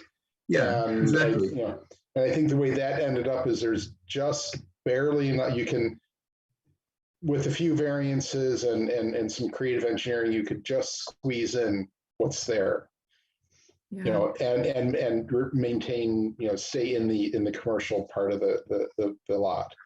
I think it makes sense for him to come to us and say, this is what I want to do, and this is why I can't do it, and really, clarify the issue. Yeah. Was that what he was trying to do the last meeting when, with that plan, with the, with the yes. with the A&R and trying to, get clarification on that? Mm-hmm. That's what he was trying to like backdoor his way in, basically. Yeah. So, he needs to come in the front door and talk to us about it. Yeah. Okay. Yeah, it does look like the parcel is like the building, it actually cuts the building. Yeah, it does. And that may have been a pre-existing building, which, which really limits what they can do there. Like you said, Right. I think when they made the zones, whatever, 30, 40 years ago, they just put blocks around the highway in different areas and it just fell where it fell. Yeah, I have a feeling that changing zoning there is going to be quite controversial, but I'll definitely reach out to I think his name's David Kane. Yeah. Who lives he- across the street there? yeah, but that wasn't one of the, I don't Mrs. think that was Remington. one of the issue, one of the ones that came up is, I mean, I think it was really Bolton Capital was the big one that everybody fixated on and, Yeah. you know, Okay. well, you know, I mean, you know, we can look at it and give it a try and, you know, what's the worst that happens? Okay. Again, if he's not, if he doesn't want to come before us and give us the exact reason, then, you know, we don't have to go running for him. I mean, if you could touch base with him and have him present, that would be good. Yeah. Okay. Anything else to keep Valerie busy for the next month? If Danielle was here, she'd have some stormwater change, but yeah, probably, but okay, anyway. Next on the agenda, vote to accept Houghton Farm common driveway as-built plans. Yes. Okay, I Um, believe this that's is- been peer reviewed and had no issues. Yeah. So Niche and Greg came to an agreement on everything. Yes, exactly. Yeah, they had Niche went out and inspected a swale and I think some stones that needed to get cleaned. So we did get a clean letter from Niche. I think it was just actually an email. So it looks like everything's good. Okay. I don't think we need to have much discussion, just a motion. I'll make a motion to accept the common driveway as built for Houghton Farm. second. And those in favor, Mark Sprague, Yes. Michael Gore, Aye. and Eric Nealand, All right. and Pete Driscoll. All right. Okay. Wish they were all this easy. Okay, and then a vote to release the bond for Houghton Farm subdivision and Houghton Farm common driveway. Let's see. Is there anything Not to sure. discuss on this? I just saw a So we picture in have, yeah, I might have added some things to that packet. So there's a performance guarantee it's a tri-party agreement that's held with Middlesex Savings Bank and the High Oaks Realty Trust. It's still an amount of $219,888.22. That's how much we're still holding? Wow. And he's out here pounding the table for it.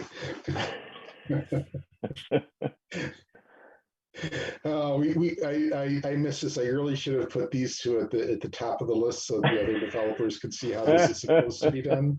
Yeah, that's how you're supposed to do it. Yeah, it I will doesn't make look like he came for many bond reductions. No, Yeah. no. I'll make a motion. We really never heard from him on it at all. So Once or twice, that was it.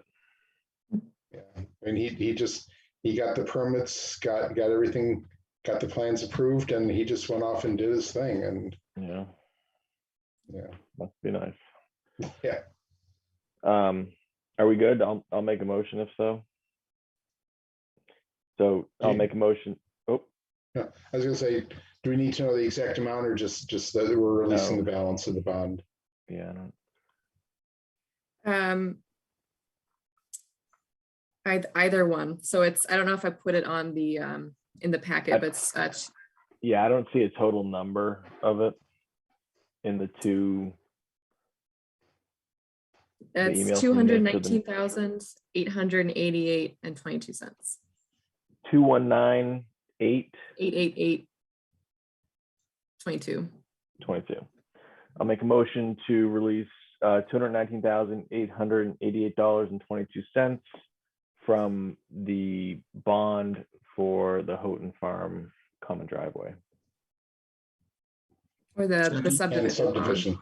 No, this is for the whole subdivision. Oh, this is wait. So we have we have two things on the agenda then. So release the driveway bond and release the entire bond from the subdivision. What was that?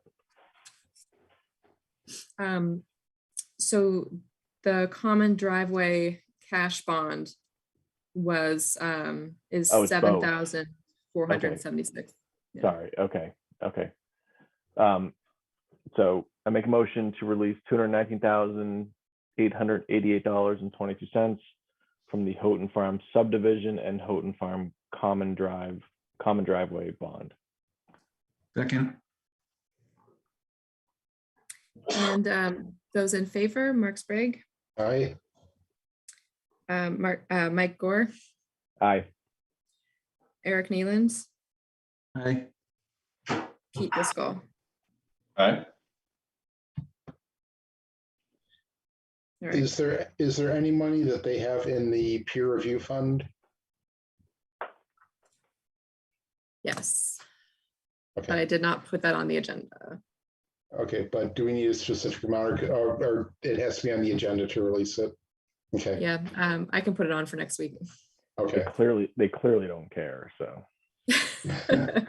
Well, I mean, I think he cares, but I don't think he's on the verge of bankruptcy, to try to get this done. So So we know for a fact that it's possible to have a subdivision development go smoothly. It is possible. it is possible. Yeah, I read about it in a book once. we've actually have several. I mean, this one has gone smoothly. I mean, Tadmore has gone. Yeah.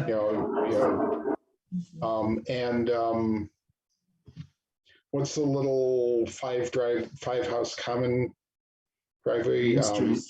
on Yeah. Main Street? Yeah, I mean that's that's gone smoothly. Yeah. Okay. So the final agenda item here is schedule for January through April. Yes, so do you want to just do second and fourth Wednesdays? Yeah. Yeah, Is, I know, I mean, When's the February and April vacation? Is that clear? I have no idea. don't have kids in the schools. I don't know when the vacations are anymore. That's not my department, so I don't have it on the top of my head. Yeah, so the February school vacation week is the 21st to the 25th. So if the 23rd would fall in that week. Yeah. So yeah, we shouldn't do it the 23rd. Skip that one. The department head with the school vacations just gave me the info. Okay. Do you want to have another meeting in February or just go to March? February is kind of important, isn't it? Like, yeah, that's for- true. What's going on? We can we could do the 9th and then the 16th. Yeah. Sure. I'm fine with that.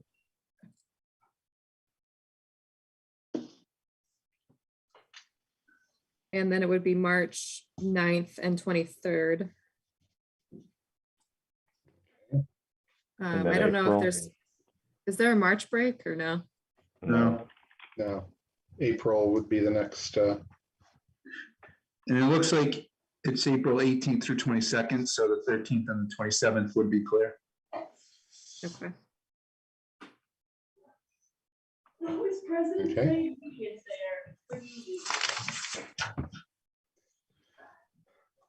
Okay, and I will, I guess, you know, the other question there is, I'm assuming that we'll, as long as the governor allows it, we'll continue with Zoom meetings. Yeah, that's gonna close, that's gonna end, it's currently slated to end at the end of April.